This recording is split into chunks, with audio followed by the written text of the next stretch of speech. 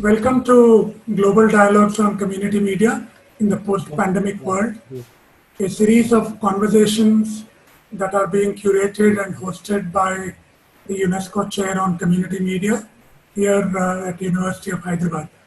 These dialogues are brought to you in partnership with the UNESCO Regional Office in New Delhi, representing which Hezekiel is here today as a moderator as well. We have been interacting with community radio practitioners, advocates and activists from South Asia, Australia, the UK and Ireland, and Eastern and Southern Africa so far. They have not only been sharing their experiences about the incredible work being done during the current pandemic crisis by community radio stations in those regions, but they have also been offering their insights on the future of community radio more generally in their own regions. Today we continue to focus on the African continent.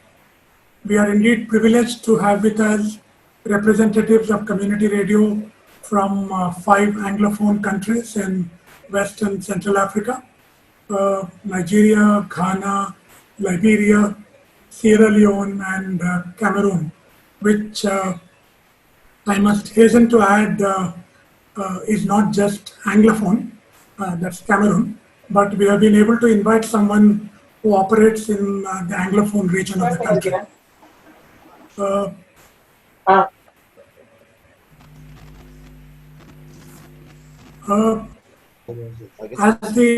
As the UNESCO Chair on Community Media, I have been fortunate to visit Sierra Leone and Cameroon for about 2 weeks, end of 2017, to support network formation in the two countries and to engage with community radio stations in the region. It was a hugely educative visit, and I came away with considerable awe and respect for the work that's being done there, for media development and for amplifying independent community voices amidst a range of crises they were facing, right? Political, social, economic, and of course, public health crisis with the Ebola outbreak of 2014. We hope to continue to be engaged in the region and contribute to strengthening community media there. I am honored today to introduce the moderator for the dialogue, Mr. Hezekiel Dlamini, who is currently the Advisor for Communication and Information for South Asia at the UNESCO New Delhi office. Before joining UNESCO New Delhi in 2019, Hezekiel worked with UNESCO in Paris, Nairobi, Accra, and Harare, and has more than 3 decades of experience in supporting communication and information policies and practices in developing countries, especially in Africa. He was part of UNESCO teams that pioneered and initiated community radio stations in a number of African countries in the mid-1990s. He was also involved in the establishment of the network of African Centers of Excellence in Journalism Education. He also participated in the formulation of African national communication and information policies to support free expression, access to information, and the safety of journalists. Thank you so much, Hezekiel, for agreeing to be the moderator for this discussion, and also for the support that the New Delhi office has been extending to the chair, not only for these dialogues, but also for all our other work since the establishment of the chair in 2011. I will now request you to engage with our distinguished panelists and take this dialogue forward. Welcome, Hezekiel. Thank you very much, Professor Pravarala, and I welcome again our panelists today and all those joining us directly on the platform and other platforms and following us live. To start, or before we start our discussion, I would like to invite our panelists to take 1 minute to introduce themselves more fully. I will start with while I'm not sure that Geraldine from Cameroon has joined yet, but I will start, while waiting for confirmation, I will start with Kwesi from Ghana to please introduce himself more fully, but take 1 minute, please. Kwesi, please, over to you, Kwesi. 1 minute, please introduce yourself. Maybe I'll come back to Kwesi. Let's go to Mavis, also from Ghana. Please, Mavis, go ahead. Introduce yourself. Yes, good afternoon from Ghana. I'm Mavis Essandoh. Please, can you hear me? Yes, we can. Please go ahead. Yes, I'm Mavis Essandoh, and I've always been an admirer and advocate of community radio. Throughout my student days, all my theses have been on community radio, and I've attended some of their workshops and activities. I've been to several, almost all the stations in Ghana, and I research on community radio. Thank you very much. Thank you, Mavis. Yes, you are, of course, a researcher and a lecturer in Ghana. And as you've said yourself, also a friend of community radio. You are at the Ghana Institute of Journalism. Coming back to Kwesi, also from Ghana. Yeah. Now, can you please introduce yourself again? We are coming back to you, Kwesi from Ghana. I'm sure, can you hear me? Yes, we can. Yes. Okay, sure. It looks like I'm having some serious problems with the connectivity. Good. I'm Kwesi Ghartey-Tagoe. I'm the station manager for Radio Peace in Winneba, which is in the central region of Ghana. And I'm also a member of the Executive Council of the Ghana Community Radio Network and a former chairman of the Executive Council, and also a member of AMAC Africa. Yes. Thank you very much, Kwesi, for that introduction. And now we go to Nigeria. Akin, please. Yeah, I hope you can hear me. Are you? Yes, we can hear you. Please go ahead. Yeah, thank you very much. My name is Akin Akingbulu. I'm from Nigeria. I have been part of community radio development since the advocacy days in Nigeria. As you probably know, Nigeria was among the last in the set of countries, to license community radio in West Africa. And I have been in the center, of that struggle for many, many years before community radio came into existence in 2015. I work as the executive director of the Institute for Media and Society, a civil society group based in Nigeria. And I also help to coordinate the activities of the Nigeria Community Radio Coalition. It's my pleasure, to be here. Many people on this panel are people that I know we have worked together in the days of advocacy across West Africa, across Africa, and other parts of the world. It's my pleasure to be part of this conversation. Thank you very much, Akin. And now we go to Liberia. Facia, please, if we can see you briefly and also unmute, yes. If you can just see you briefly, and you can then switch off the video maybe later when you're not talking. But when you're talking, can you please see you? So, good afternoon, everybody. My name is Facia Harris. I'm from Liberia. And currently, I work as the Director for Outreach and Sensitization at the Independent Information Commission. So at that body, we are promulgating the issue of access to information. On the issue of the media, I'm a journalist, and I have interest in community radio stations and have been doing some work around, particularly on research and all of that.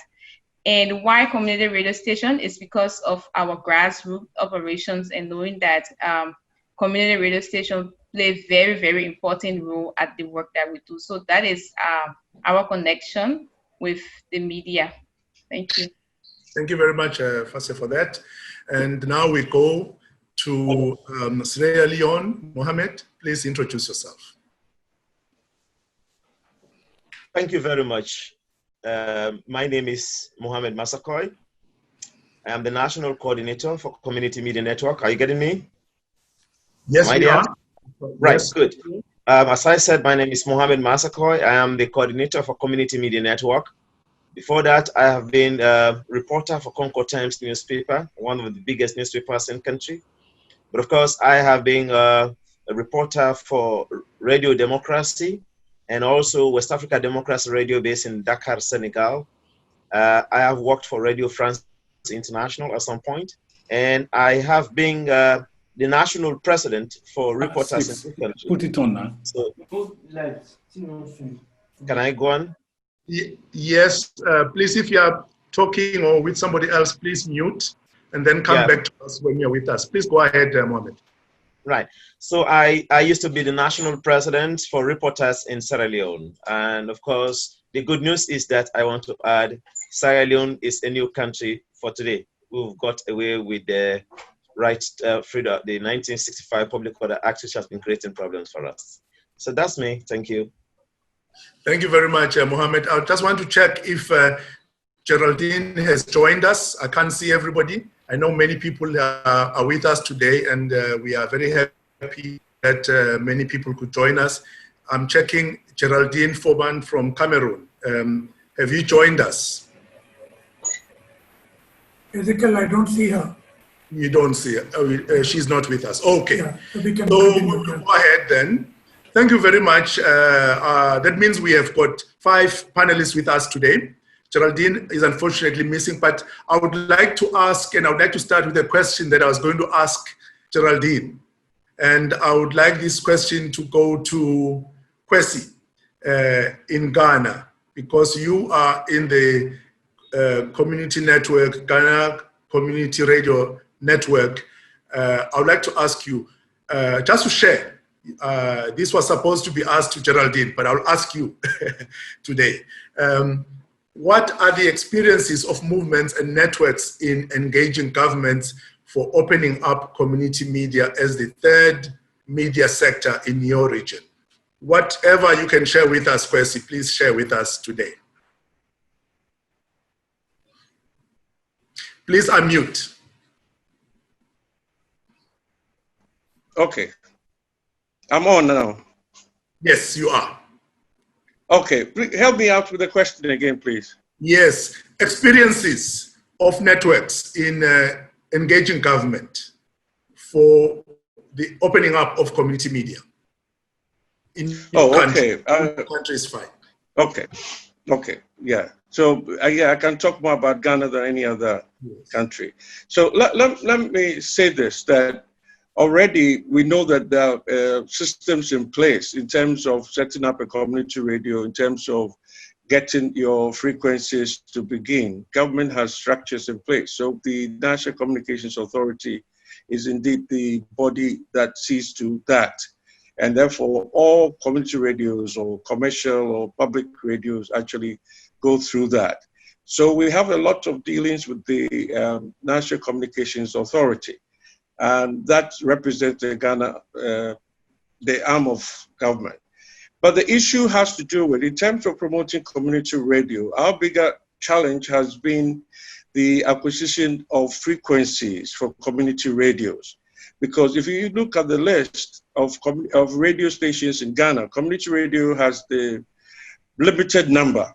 And indeed, even the numbers that you see within the statistics given by the National Communications Authority, you realize that not all of them are truly community radios. So the true community radios, indeed, you could count only about maybe 25 to 20, between 21, 25.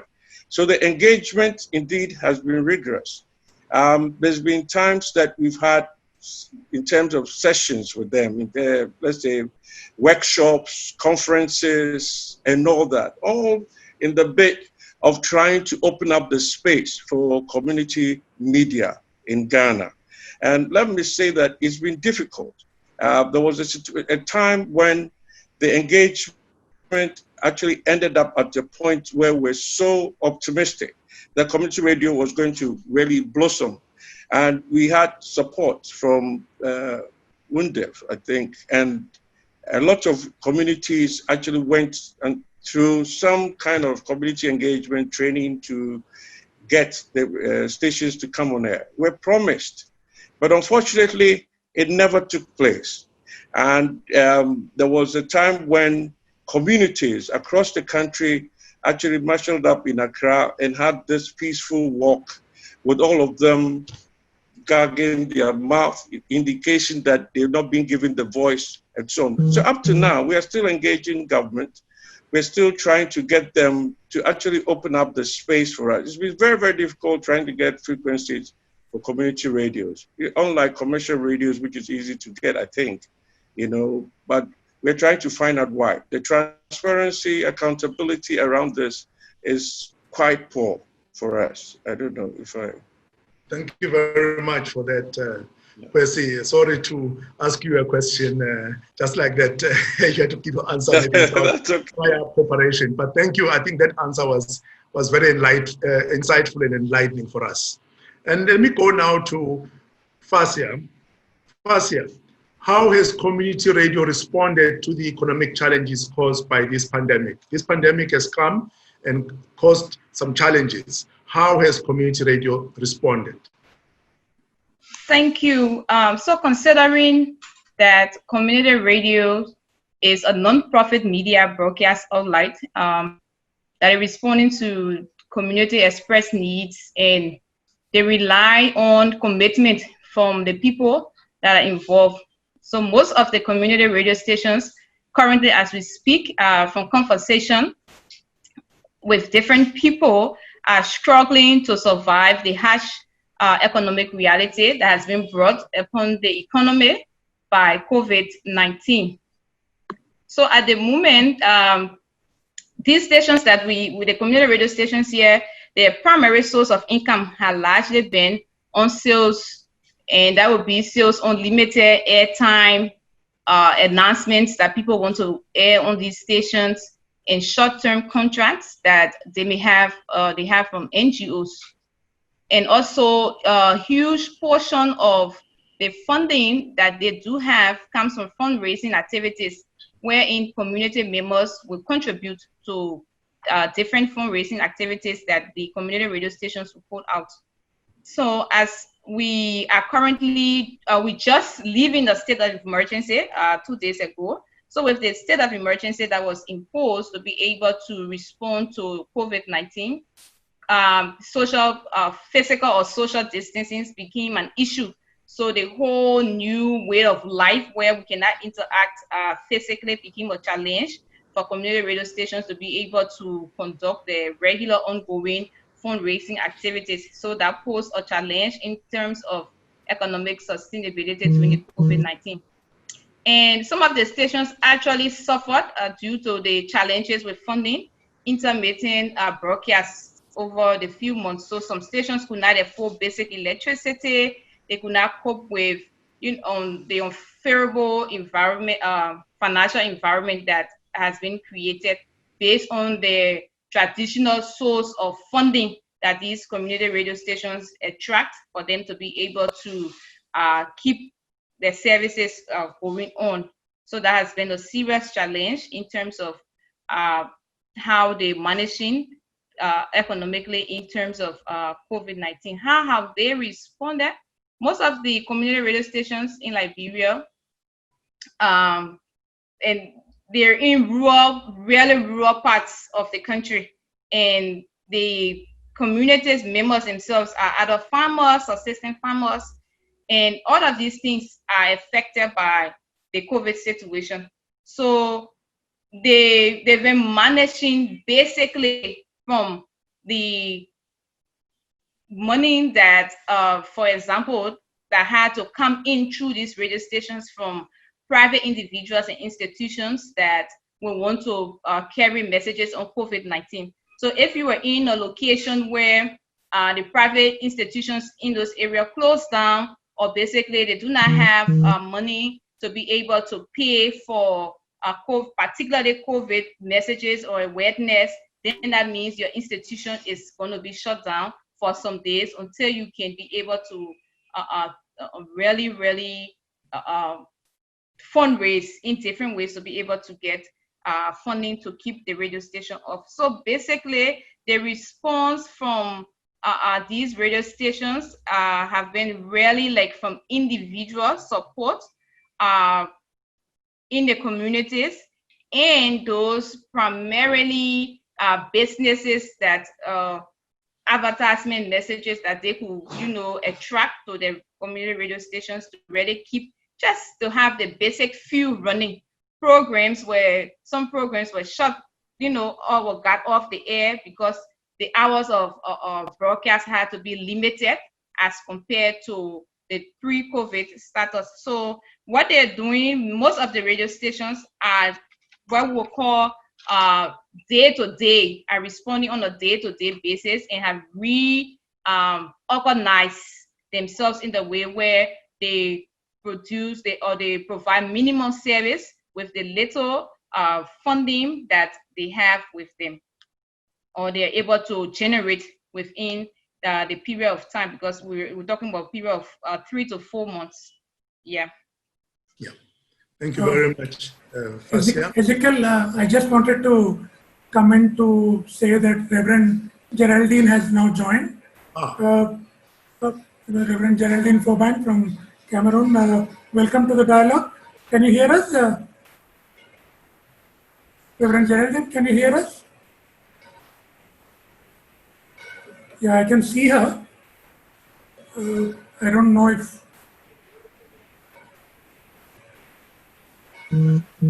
Yeah, if she can unmute herself, yeah. Okay.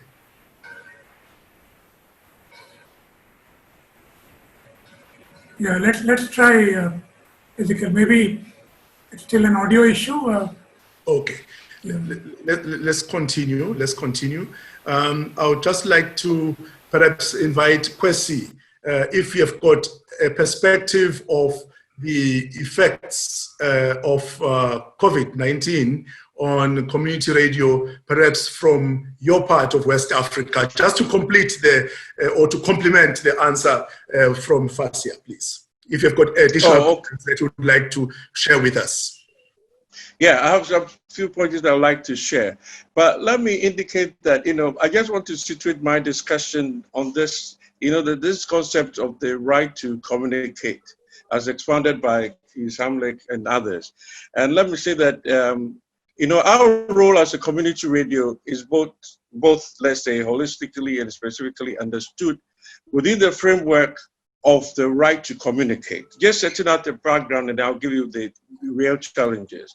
And the right to communicate is conceived as the right not only to be informed, but also to grow and share one's knowledge.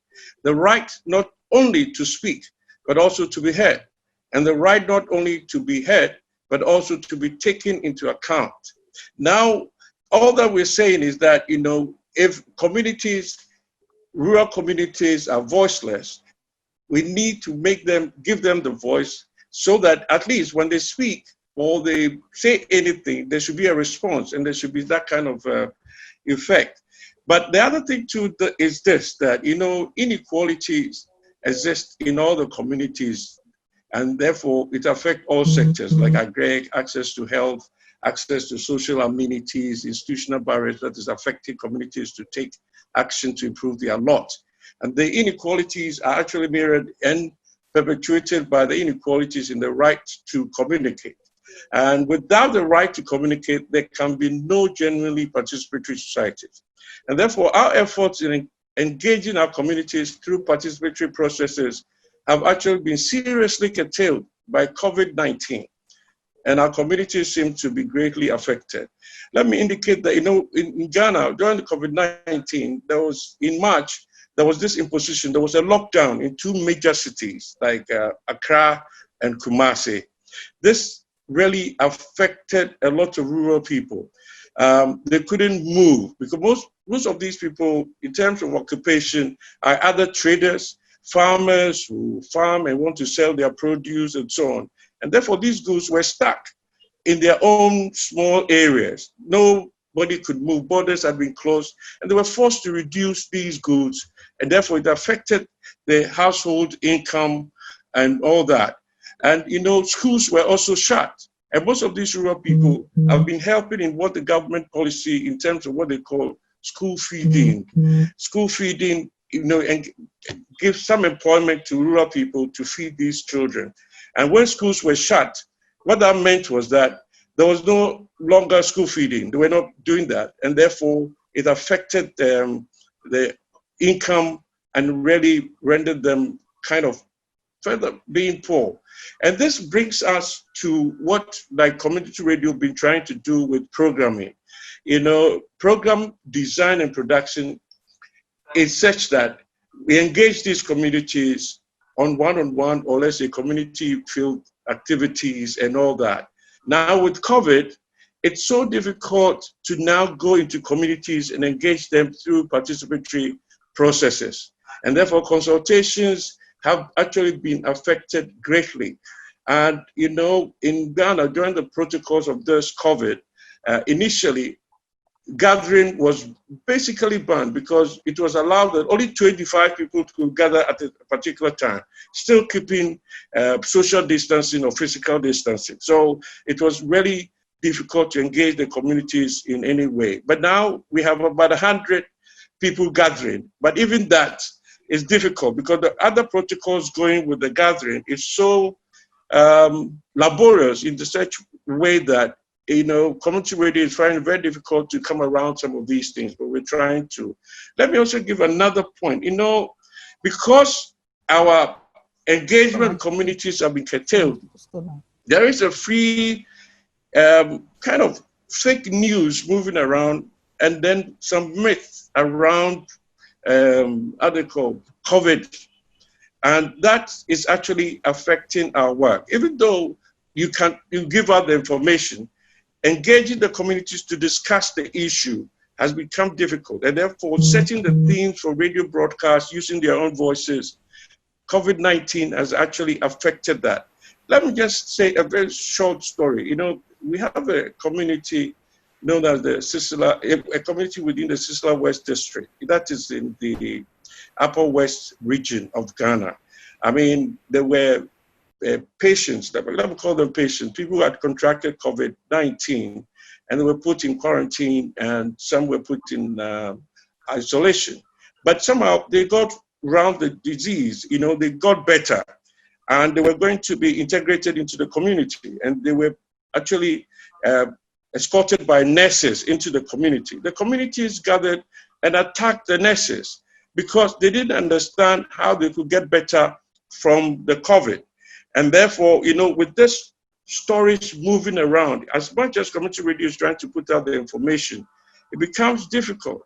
And, you know, and because of also the problem of acquisition of PPEs, it hasn't been easy for community radio at all.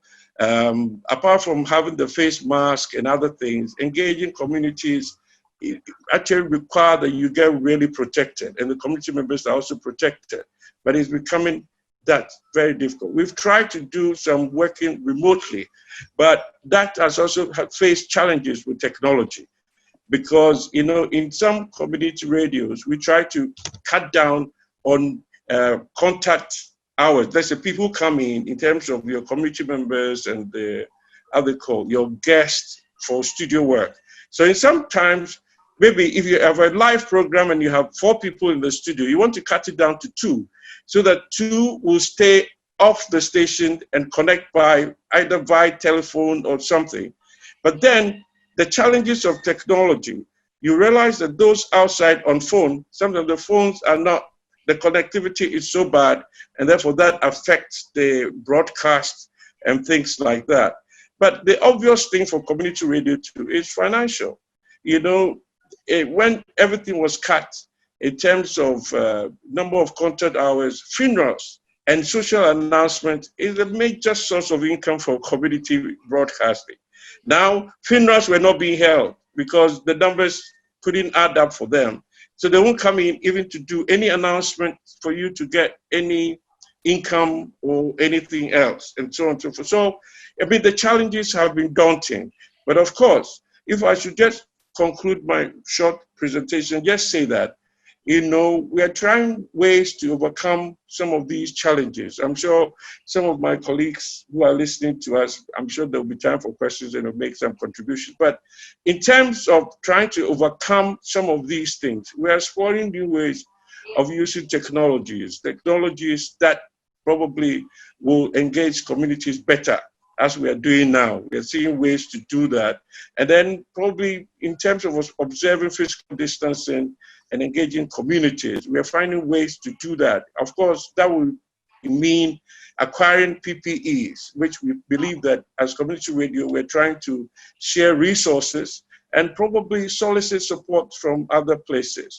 But let me just say this, I believe that probably all these things, all the discussions we're doing, especially in Ghana, we need to, like from your first question, we need ready to get government agencies involved in some of these things.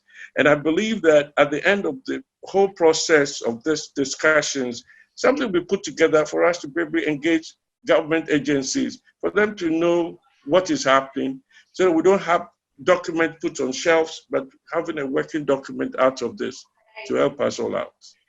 Yes, I'll end here this time. Thank you so much. And I think that your response has covered quite some ground, because it is true. I mean, the whole media industry around the world has been affected, including the media in developed countries has been greatly affected by the pandemic.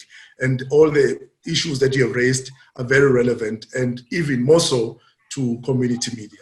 Let me go to Mohamed in Sierra Leone now. And Mohamed, what roles has community media played in crisis situations, such as in the current pandemic? Thank you very much. I listened to my elder brother from Ghana and the lady from Liberia. It shows that we are sharing almost the same conditions and situations as they are now. But then Sierra Leone got a very unique situation. We are coming from a war, a decade civil conflict that has ended for 20 years, and the country was known for this.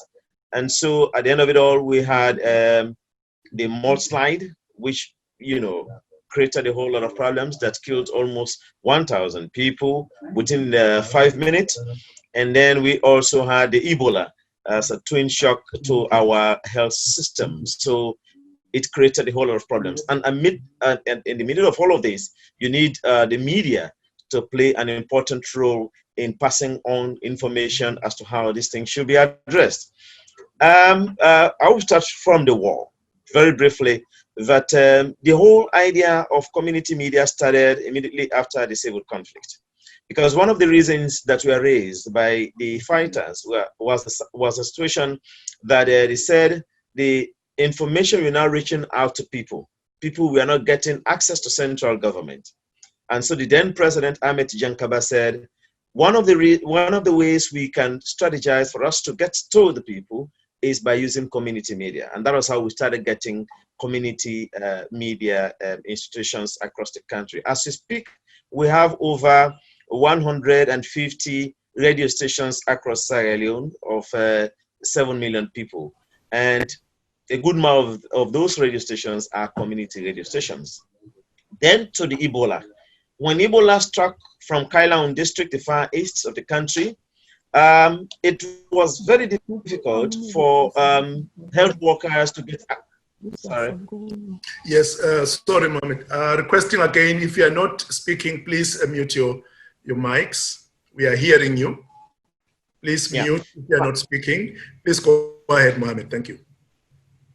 Thank you. Right. So the Ebola started in the eastern part of the country, and then it started in a community very close in Kailaun district. And so at the time, government decided to use community elders to engage communities as to how they should protect themselves or prevent themselves from the Ebola disease.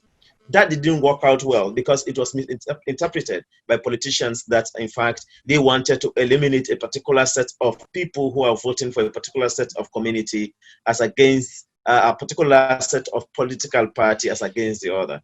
And so the media had to play a role by ensuring that the appropriate information reached out to the people from the central government and from the health experts.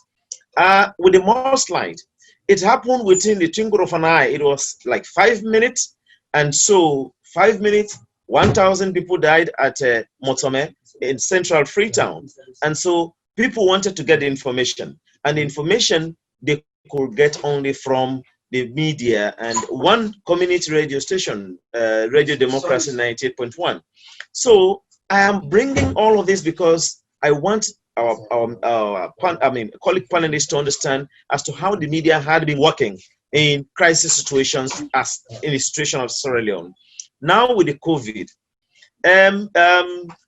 the concentration was on television, and because the understanding among community people had been, yes, COVID is an imported disease and people should come from overseas countries and into the country. So, and that had been the discussion. So in fact, in some communities at the time, they do not believe that COVID is existing. They do not believe that it is a disease meant for Africans or for black people like us. They said it was meant for white people. And of course, it was not going to come to Sierra Leone. So that had been the psyche, the mindset of people. And so what happened? The television stations were engaged by health workers, but that didn't go down well because the information were scattered all over. Some people were given different messages, whereas the government was sending in another messages. And then the Ministry of Information and Communications, in collaboration with the Ministry of Health and Sanitation, decided to have a central command where you have a central means of communication. And that was how the radio station, the community media, took off from that point.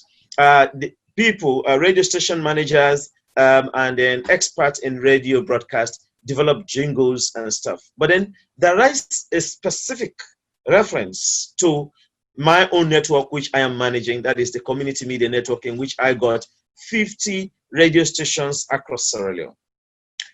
We were working on a project funded by BMZ and also through WHH. And that was the Right to Food project. The Right to Food project were to use the community radio stations and sensitize people as to how they should participate in right to food issues, how they should ensure that their food secured by asking relevant questions, by participating in agricultural activities, and so on and so forth. Now, and then the COVID came. So with WHH, we said, we sat down and developed strategies as to how we are going to fight against COVID. So the issue was, how can we link up with our radio stations, knowing so well that we have a lockdown? How can we properly train our station managers or membership, knowing so well that there is this inter-district boundaries lockdown, and so on and so forth, and you've got a curfew. So now, what we did was, we developed a strategy by, first of all, having an office and the studios in Freetown, where we would develop our information. We interviewed government people, we interviewed the health experts, and then we work on the story in our studios in Freetown. After that, we got two methods of sending in information or sending out information to our membership. And that is, in fact, what we did was to design a hub arrangement. We had 4 hub stations, and then one in the east, one in the north, and the other in the south and eastern northern regions. So those hub stations we use as vanguards to pass on this information. But again, this challenge was, how can we, because not all the radio stations will link directly from Freetown. And so we had problem with linking this information, from the health expert, and then from the Ministry of Information, from the EOC, and so on. So we got 2 methods. One, we decided to use the radio garden. My friend from Ghana was talking about technology. So we made use of radio garden, and we asked our membership to connect to the radio garden. So you go to your iPhone, and then you go to Apple Store and download the radio garden. And anywhere you are across Sierra Leone, or anywhere you are across the world, as long as a particular radio station is hooked onto a website, that communication can reach into the remote community. So that was how we used that strategy, so that information from Freetown, central town, from the capital, to the least village in Kailaun district. In Kailaun district, we have Radio Moi. And Radio 1 links up can go as far as Liberia, because Kailaun district boundary is closer to Liberia. And so once we broadcast from Freetown, once we do our production from our production room from our studios here in Freetown, we now use the radio garden to pass on the information. That was one. And secondly, we had, like I said earlier, hub stations. We got hub stations across, and 4 hub stations in each region. So we had, can I go on, please? Hello? Are you getting me? Yeah, Mohamed, please go on. Yeah. Yes, right. So, good. Okay. So we had the hub stations, 4 hub stations in each region. And so we developed programs and use mobile telecommunication. And so how it works, we have our studios in Freetown using Radio Maria, and then we'll ask our membership to link. But again, like that comes in with the economic aspect of it. How can we now pay these radio stations so that they can buy fuel, they can buy other facilities, they can pay their workers, and then they link our programs. So we decided to use the mobile money exchange program. So it means, and WHH was asking us, well, if you do any transaction, you must be able to bring us receipts. So that had been a challenge. And I told them it was going to be possible. And so we can use the mobile payment service. So we had connection with the mobile telecommunications, and that is, they call it Zin, or how do you call it, Orange Mobile Telecom. And so we told them that we are running this program, but we wanted to be paying people via mobile money service.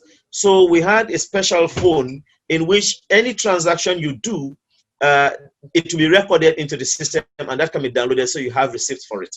So basically, those 50 radio stations have been getting information from the central government, from the health workers, and we have been relaying that. But there are challenges. Remember that we also needed community participation. How can we allow those remote communities who've now got the information for them to share their ideas with us? And that was how we partner with other civil society organizations on ground. Those civil society activists and seasoned journalists who've been practicing in those communities well as community broadcasters. So we will ask them. We had a model. We will call it the production model, and that is how we will ask them to send in comments. We created a WhatsApp forum where all the station managers are hooked onto.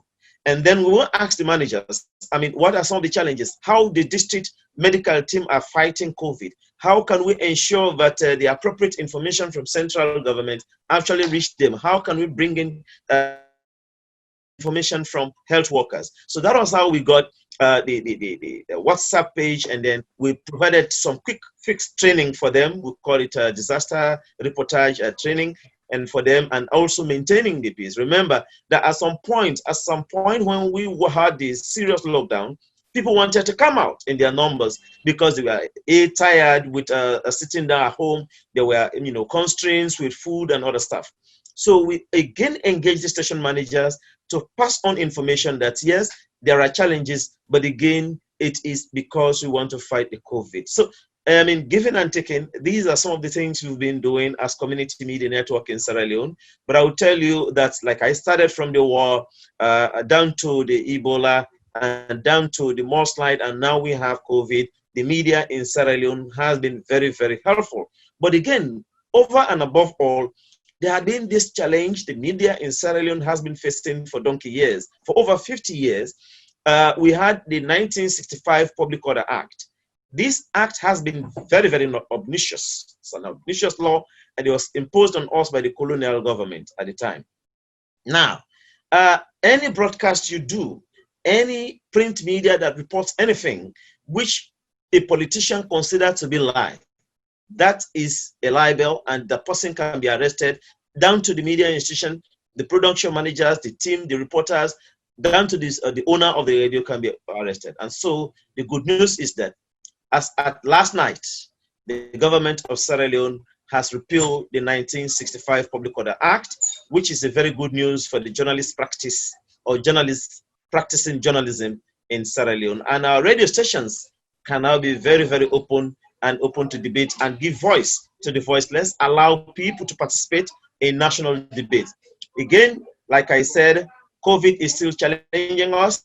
We are fighting, we are doing our best, but the radio stations are really faced with a whole lot of challenges. But I mean, we are trying to fix them up as we are fixing them up now through the project from WHH and BMZ.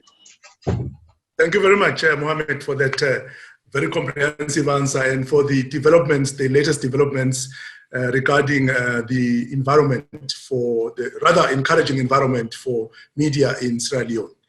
And we move on now to Nigeria. Akin, what is the continued relevance of community media in the age of digitization and digital media? Are you hearing me now? Yes, we can hear you. Please go ahead. Okay, that's good. Thank you, Mr. Moderator. My starting point will be to ask some questions, which answers will appear to be obvious. The first one will be, does development continue to be a need? And I say yes.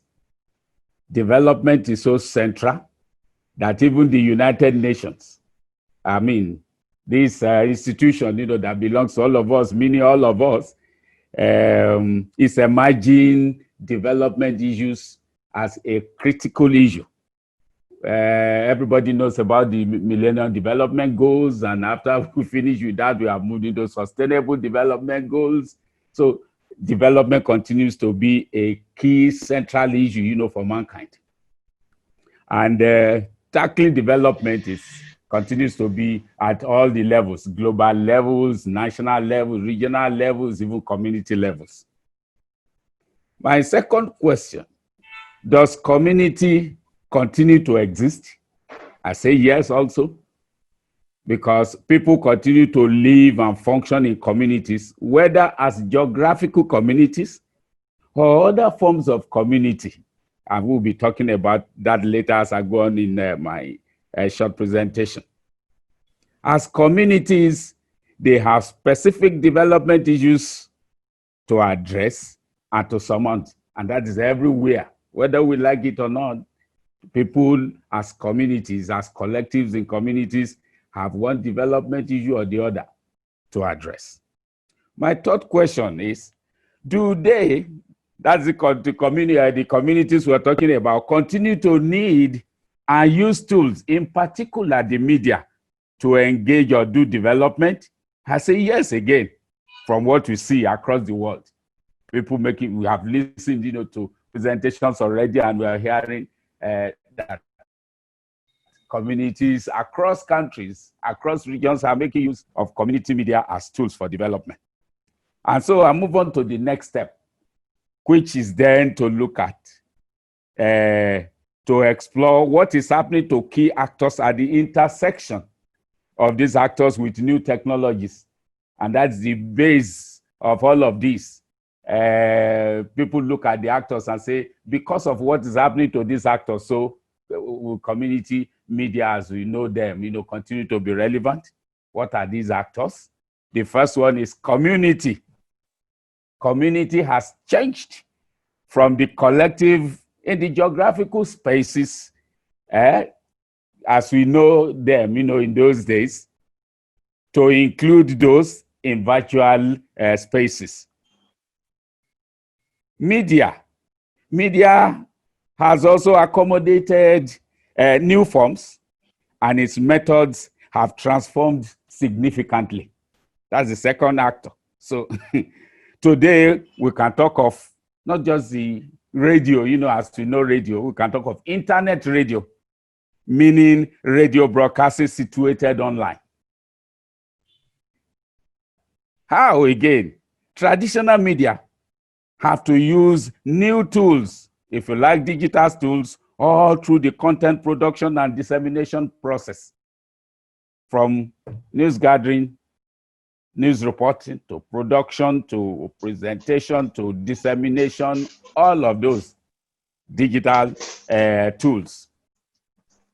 Professionals, journalists and other professionals also have experienced transformed or changed labor roles because of new technologies. They now multitask.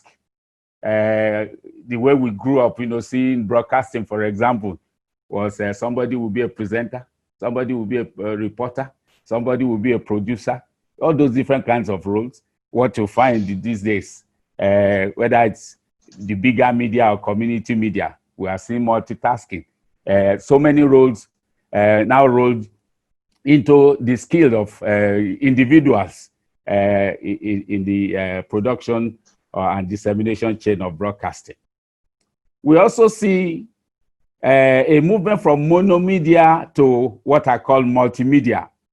We are now, even as you say, we are doing radio broadcasting. We disseminate through audio, through video, through text, together. See the interaction, that we're having now, just as we are doing this discussion here, and we're using audio, we're using video. It's going on, also live, on social media, on Facebook, the kind of thing that has happened to media. Content dissemination moves, from periodicity to real time. In those days, we used to know, we listen, people package,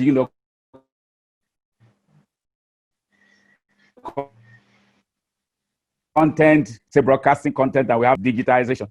There is increased speed in the content production and dissemination that we see, in media. What of the audience, the third actor in this intersection, that I talked about? Audiences have transformed as well. In addition to the audience in the geographic space, we also have virtual audiences.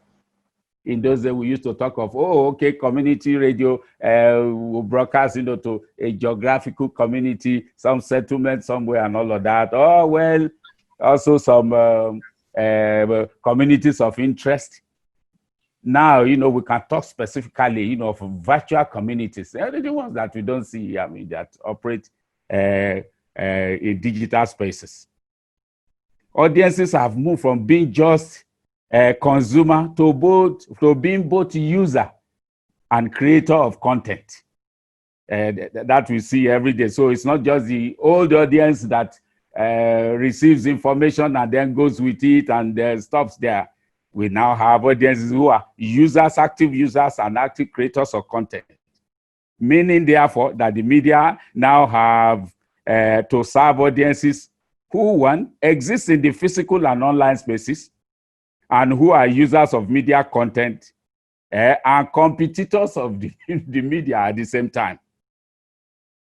Now, again, when you talk of audience-media relations at this intersection, new relations with media have come up, have emerged, interactivity. So, straight away, just real-time, interactivity, as content is coming, somebody is responding, and then, conversation goes on. So the third step is to see how community media are doing in the era of digitization and digital media, to see if they are there. If they are not there, yes, we can begin to be afraid of their relevance. There is increasing presence of internet-based media or internet-based media outlets now serving distinct communities. I know that in Nigeria today, many community groups that are waiting for licenses, that is the traditional license that they get from the regulator. They just set up internet radio stations while waiting for license to arrive. So communities are there. Across the region, there is increasing use of digital resources in community radio to engage work in the production chain. I give you an example. Over the past 2-3 weeks, we have been organizing some training activities in community radio station, institute training across the country in Nigeria. And the brief, after consultations, with the community radio stations, we packaged this program and the brief for digital skill training.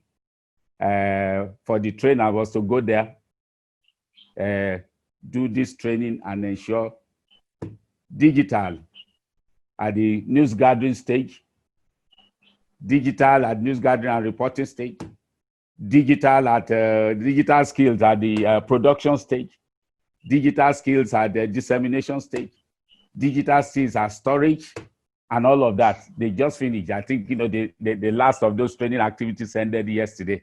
So you can see where community radio is going, because that's where, and I was happy sitting in Lagos and getting pictures, you know, from the field of how people were using their telephones to record content, to process, even edit, you know, while they were still on the field, and to be sending across, you know, to their various community radio stations. That is what is happening. And I see that this is happening also across the region, you know, in various forms. So that is what to see. Now, this journey into relevance of community radio in the digital era, I must say, is not a 100-meter dash. It will require sustained investment in our region. The first area of investment will be skill building. What we have seen in Nigeria, for example, is that turnover of volunteers in community radio stations. So you have to continue to train people. And then when it comes to digital skills, it's not something, you know, that people acquire so easily. You have to do conscious, carefully packaged skill building program. Second level of investment will be in digital infrastructure. Look at basic things, you know, like telephones. In the past 5 to 10 years in Nigeria, telephones from China, for example, so many brands were the cheapest, and for a little amount of money, like $50 or $60 US, you could get a good phone that would do many of the things that we're talking, you know, do your digital work for you, you know, as a reporter or somebody. A journalist in a community radio station. But now, with COVID-19, the exchange rate in Nigeria jumped, you know, from I think 360 naira to the dollar, and jumped, you know, to about 470. And so the prices are up. Other forms of equipment, because these things come from outside the country, you know, they are not manufactured in our region.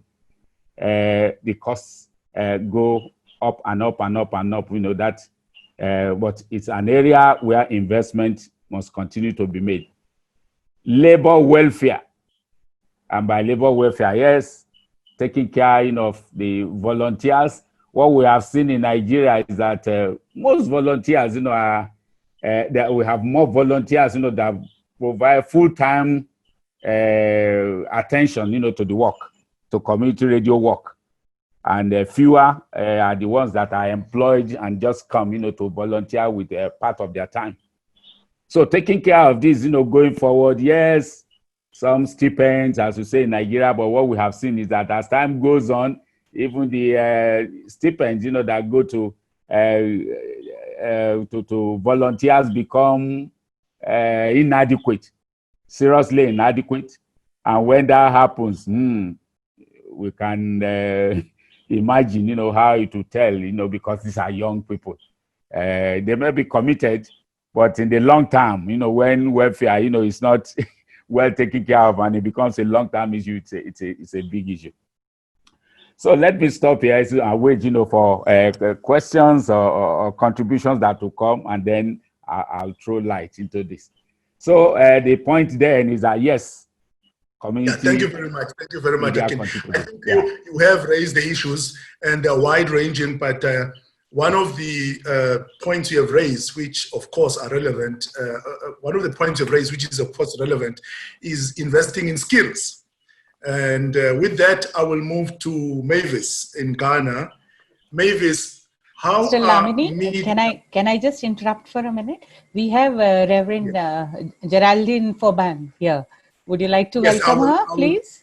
Okay. Yes, I will welcome her. I'll welcome her in the next stage and also ask her a question.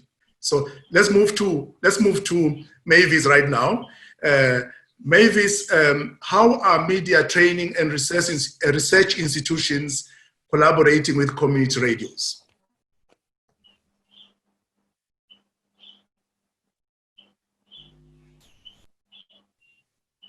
Mavis, please unmute so we can hear you. Please open up your mouth. Yeah, that's it. Please, can you hear me now? Yes, we can hear you now. Please go ahead. Yes. Thank you for the opportunity. I like to say that academics or media training institutions have always been involved with community radio. Even before the inception of community radio stations in Ghana, academics, they led the debates, they led the calls for government to liberalize the sector so that local community radio stations can also set up their own stations and relate or educate with their local audiences. And I like to say again that most of these calls, debates, seminars were led by academics.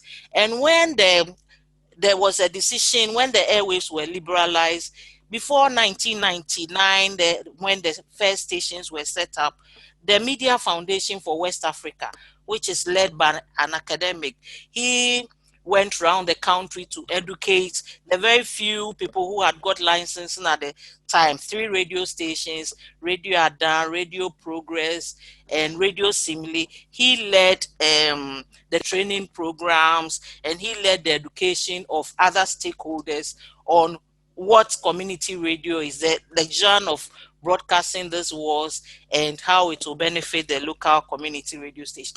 So I like to say that, yes, there's always been a symbiotic relation with the training institutions such as Ghana Institute of Journalism, Africa University of Communications, the University of Ghana, and other universities. And again, in the area of legislation and granting of license to the sector, advocates in academia have played a very pivotal role. Kwesi was talking about a demonstration called the Voice Walk. Indeed, in 2011, academics were more in that kind of walk demonstration in Accra. And even in 2014, there were several public fora on the need for government to increase the licenses to the sector. So all I'm saying is that, indeed, academics have led the debate on government to liberalize the sector, grant more licenses to the sector, called on government at every stage in time of the life of community radio. You find academics playing a role, and they've been part of even before the inception of community radio stations, they've been part of international training programs. For instance, before community radio started in Ghana, a member of the GCRN, as well as one of our lecturers from GIJ, they attended a training program in the Netherlands so that they can set up the community radio stations in the country. And we've always, as academic, we've always been involved in the programs of the GCRN. I can give my own personal example. As a young student at the Graduate School of the Community Radio Stations, we hadn't had a first-hand experience with a real community radio station. We just had a campus radio station. So then in 2012, at the first meeting with parliamentarians at Radio Adan, 8 of us, a lecturer who was Professor Gajepo at the time, she sent us to the first roundtable conference at Adan for us to meet the parliamentary committee. And that is where I met the Ghartey-Tagoe. So all I'm saying is that... We are muted now, Mavis. Please open up. Oh, all sorry. You're saying, yes. All you're saying. Yes. So I'm saying that we have been part of outreach programs of the Ghana community radio stations. We've been part of advocacy efforts. And during their 20th anniversary, for instance, they had a program at the community, the press center in Accra. And the chairman for that program was Professor Gajepo. Prior to that, in 2015, they had a program during the World Radio Day. The theme of that celebration was community radio and the youth. And Professor Gajepo was the chairman for that program, and she's always been with Radio Ada. And I do know that in some instances, academics have sought for funding from international agencies. The chief executive of, at the time, of the Media Foundation for West Africa, Professor Kwame Kakari, I do know that he contacted some international agencies for support for setting up one of the radio stations in the Sisala east of Ghana. That's the Radio Radford. And in more recent times, universities have introduced community radio as a course, community media, community journalism as a course. It's been introduced, for instance, in the University of Cape Coast. GIJ introduced it in 2013. And as part of our development programs, development communication programs, our students have always visited some of the stations as part of their training. And I remember in 2007, our students visited several of the local community radio stations in Accra and elsewhere, and they came up with community newspapers. Some of them have worked on internship at the stations. Some of them have worked in places like Radio Winneba, Radio Peace, where Kwesi works, Radio Radford, Radio Latenu in Accra, and they've conducted research on community radio stations and produced theses and dissertations. For my MPhil thesis, I studied community radio, and for my PhD thesis too, that's what I studied. And with regards to reading of community radio journalism, community journalism, we've collaborated with some members of the GCRN. We've ever invited Prof. Kwesi Ghartey-Tagoe to teach at GIJ. Kofi Laware has taught in GIJ, the University of Ghana, AUCC. They've delivered lectures. The students have had first-hand experience with them in their development communication lectures, as well as community journalism classes. And academics have also championed the cause of community radio in the country. I have said that when it comes to their celebration, for instance, when Radio Peace was celebrating their 20th anniversary, for instance, I was there. Last year, I visited some of the local community radio stations in the central region, and I did not go alone. I went with some of our students so that they'll have a first-hand experience of what community radio is. And the please, again. Sorry, yes. so I don't know why. So I'm very sorry. So basically, those are some of the, and I have said that at every point in time, you have an academic championing the cause of community radio. And there's even an advocacy organization called COTA, a coalition for the transparency of the airwaves in Ghana. And mainly we have academics on that coalition who are championing the cause. Kwesi spoke about more licenses for the sector.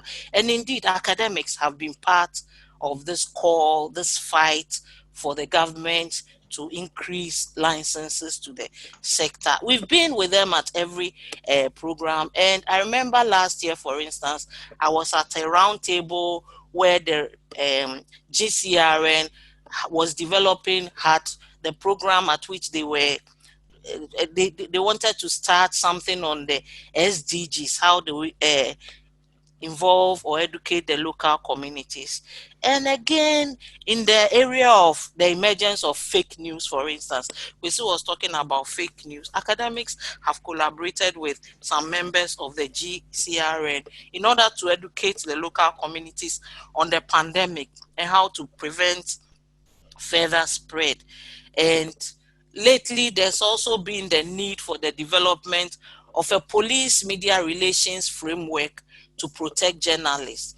And this one too, academics have played a role in this. The only thing we have not done at the moment is to collaborate further on research, academic research, papers and all that. We have not done that.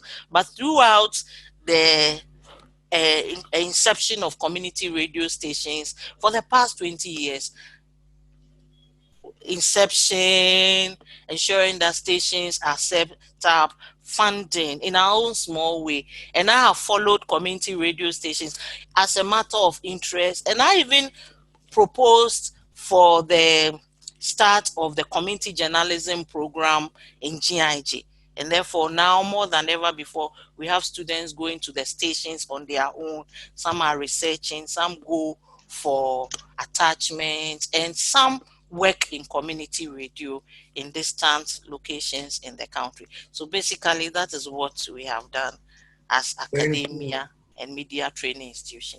Thank you very much. Thank you very much, Mavis. I think you've touched on all the points that are of interest to many of our audience today.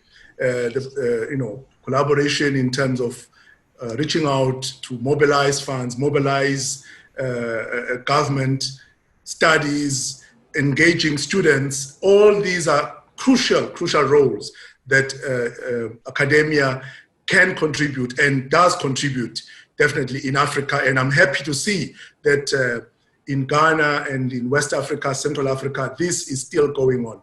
Thank you very much for reminding us on those important roles that you have played. Now I'll move to Geraldine. Welcome, Geraldine, from Cameroon. Thank you for joining us. I will invite you first to kindly introduce yourself. Just take a minute to introduce yourself so we know more about you. Please, over to you, Geraldine. Thank you so much, and you're warmly welcome to Cameroon, specifically the Southwest region, where COVID-19 has further compounded us as we are already into an ongoing Anglophone crisis for over 4 years now. And prima facie, let me state that my network might be very shaky because since we engaged in this crisis, the government of Cameroon has dropped the bandwidth for our network.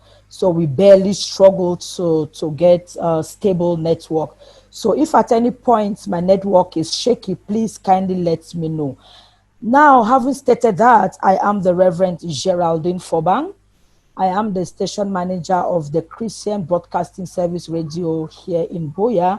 It is a media organ owned by the Presbyterian Church in Cameroon, and we engage mostly in community kind of reporting where we give voice to the voiceless. I am also the president of the Cameroon Community Media Network. It's a new network opened or created in 2014, where we did a survey and we discovered that community media is still very, very actively listened to in Cameroon, even more than the state-owned media. So we decided to come together, bringing journalists from different media organs, not only journalists, also members from the civil society, so that we can form a network to give strength to what we are doing. And acting as president, I am engaged in organizing workshops to build capacities to journalists, and we've pegged our interest on the area of peace journalism and conflict transformation. So basically, that is who I am, and I'm also a pastor. I serve with the Presbyterian Church in Cameroon. Thank you very much, Geraldine, for that. Now I'll ask you a question.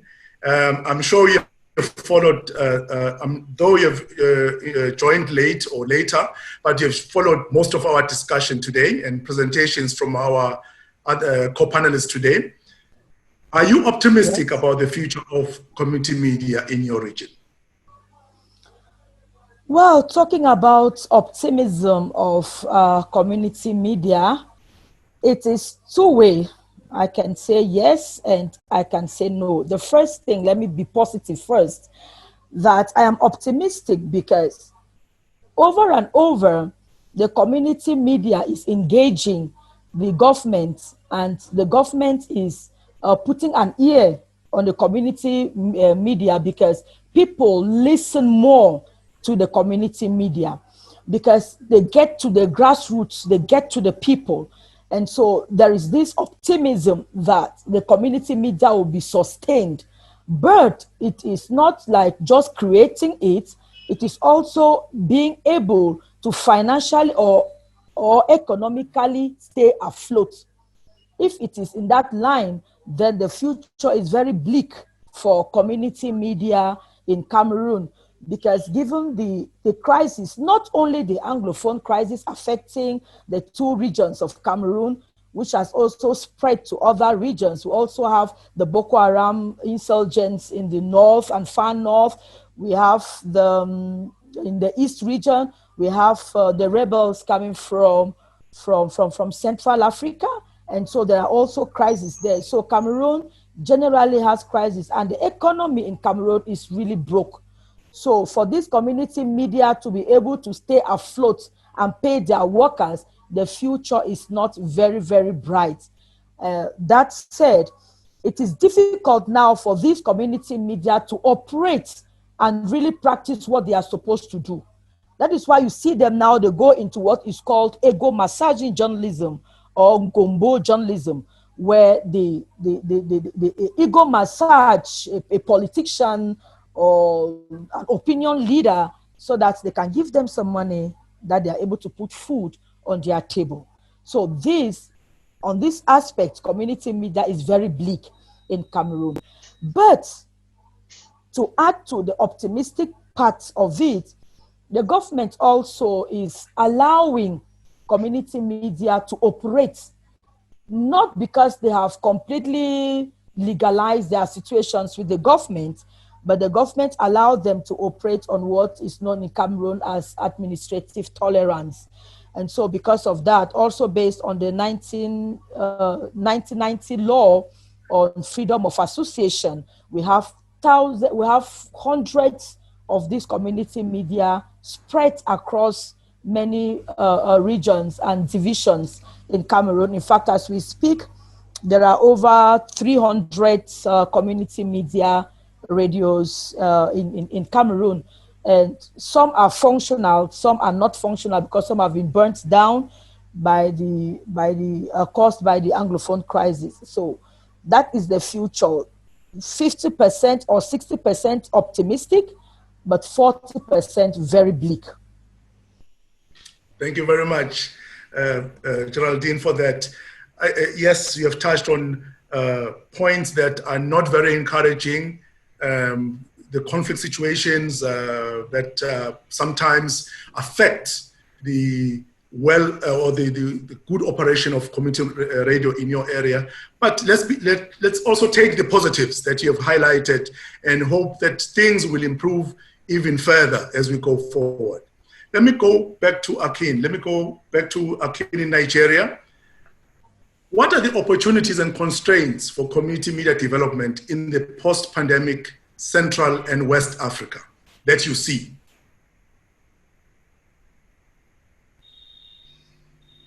Please unmute Akin. Yes, please go ahead now. We think it's, now it's off again. Yes, okay. That's okay. Is it okay now? Yeah, that's good. Yeah, very good. Is it okay? Yes, okay. We can hear you. Thank you very much.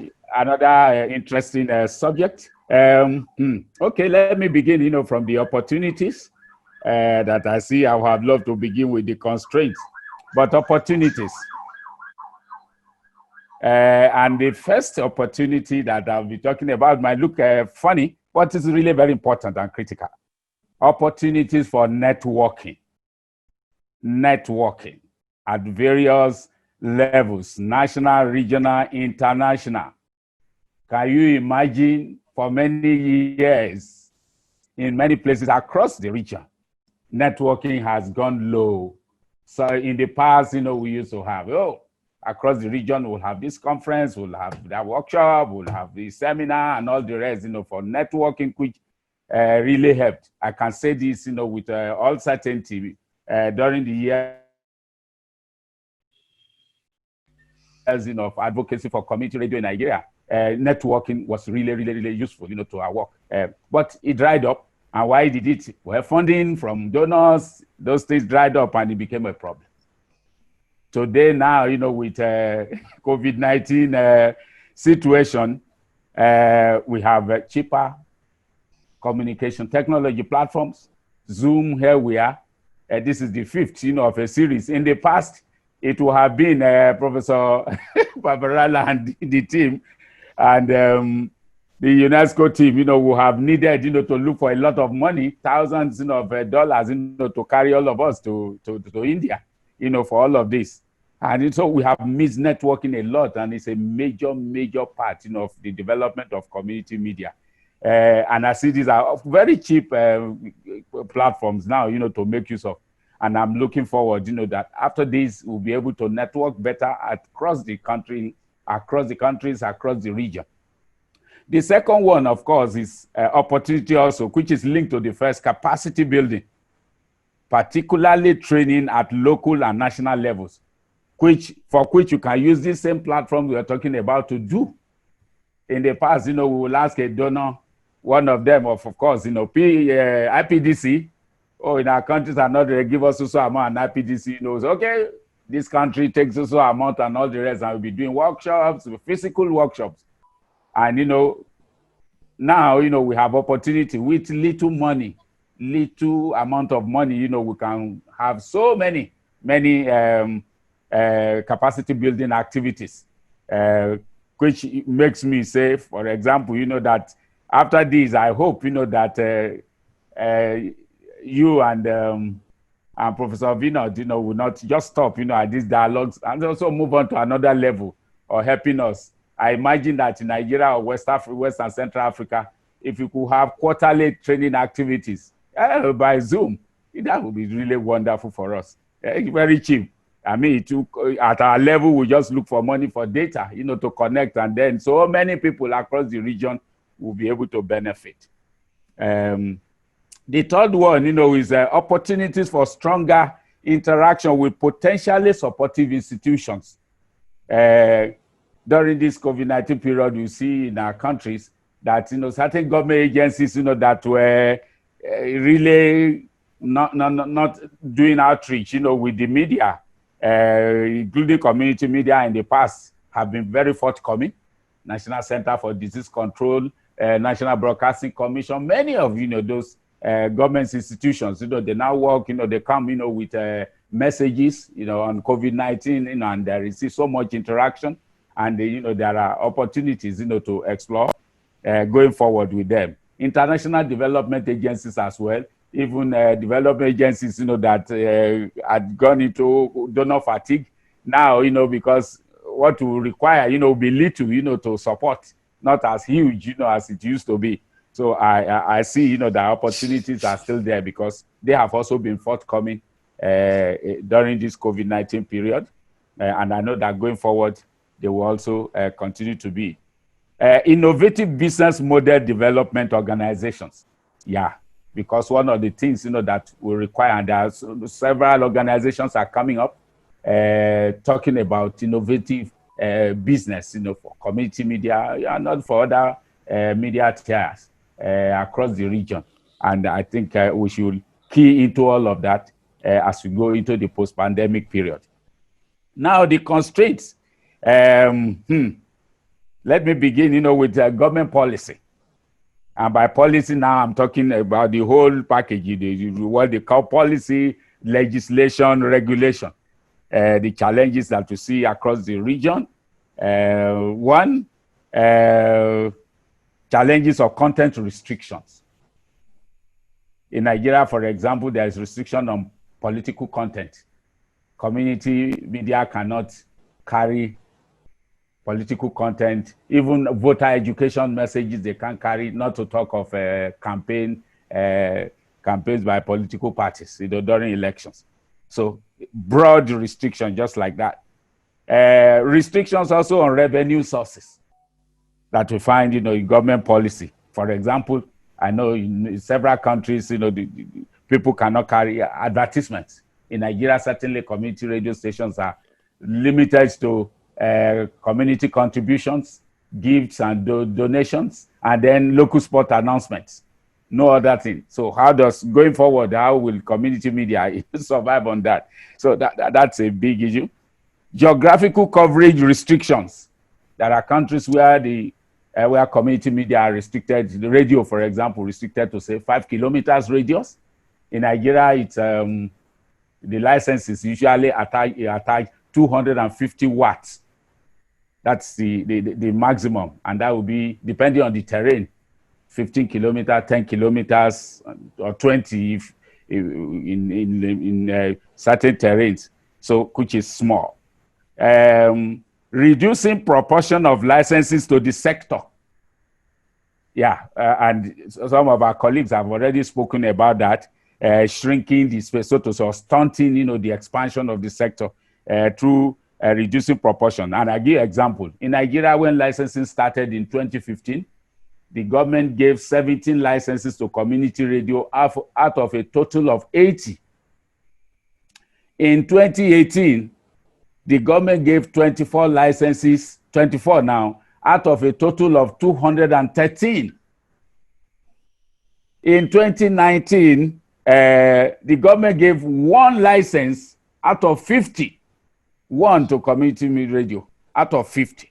So you can see how the thing is going down. Then granting community radio licenses to strange groups. It's across the region. Funny enough, some government agencies will be given a license. And then you begin to wonder how that becomes community radio when they set it up. Politicians in Nigeria are very smart, for example. And then we see, that they are beginning to invest. They have invested heavily in commercial media. But because community radio is cheap, to set up, the license is cheap, $250,000 naira in Nigeria, 250,000. So for a 5-year period. So they are also coming in a very smart way. Then government is planning to regulate online media. So as we're talking, of community media, the era of digitization and digital media, can you imagine? Government says it wants to regulate online media in Nigeria, and the process is on going towards that. Then the long, tortuous journey to license approvals. In Nigeria, for example, and I know a few other countries like that, the regulator does not have the final power to issue licenses. The regulator will just collect the application, process it, send it to the table of the information minister, who will process it again and send it to the table of Mr. President. You can imagine such a tortuous journey for committee applications. And it takes a long time, sometimes 1 year, 2 years, 3 years. You can imagine applications on the table of Mr. President since 2015 after the first batch. The next batch was 2018, 3 years after the first batch. Licensing applications were waiting there on the table of the president. The second group, of constraints, I call institutional constraints. In many locations, what I see is that management practices are not up to date. Community radio stations are institutions, they are enterprises. They have to be managed. Their businesses, yes, they are not for profit, but they have to be managed well as institutions with structures allowed to function, do business in the way business should be done. In many locations, management practices are not quite up to date, and that has to be addressed. Volunteer turnover. I see in many places, because in Nigeria, commercial media, government media hardly go into training personnel. So they wait for community radio stations to have some stars, so to speak. And once they see prospects, they just poach them. And imagine, young people, who are just collecting stipends, and somebody comes around and says, I pay you so salary, which is like 3 times or 4 times what he or she has been earning. So turnover, that's a challenge. It means training again and again and again. Low revenue generation, very low. So that's an issue. Access to public infrastructure. It's a big issue across the region. In Nigeria in particular, public power supply. Because most community radio stations are in rural locations, and public power supply doesn't get to those places. So to spend on power, it's terrible. It's really terrible. Then the final one I call the general economic constraint. Prices of equipment are affected by inflation. It has really it tells a lot. We can see the effect, on community radio stations across the country, because the equipment, that community radio stations use are from outside the region. And so when there's inflation, Nigeria now, I told you, how the value of the Naira went down. It means it has implications, for procurement or acquisition of equipment going forward. So these are broadly, the main areas of opportunities and constraints. As the discussion goes on, I'll be available, to provide more information. Thank you. Thank you very much, Akin. Those were very insightful thoughts. Without much ado, let me hand over now to Kanchan Malik, who will take us through the question and answer session. Thank you, Mr. Dlamini. Such an interesting discussion, so many diverse ideas coming on board. We have a few questions, but I wanted to start with my question that I've been waiting to ask Facia Harris. So I hope, Facia, you're here. Facia, you're there? Or maybe I'll ask Bridget to ask her question first, and then I'm here. Can you hear me? Oh, Facia is here. So Facia, I wanted to ask you. Kwesi from Ghana has mentioned about the issues of community participation because of COVID-19, and then Mohamed Massaquoi also mentioned that it has implications for participation of people in community radio. Do you think these implications are even more serious for women?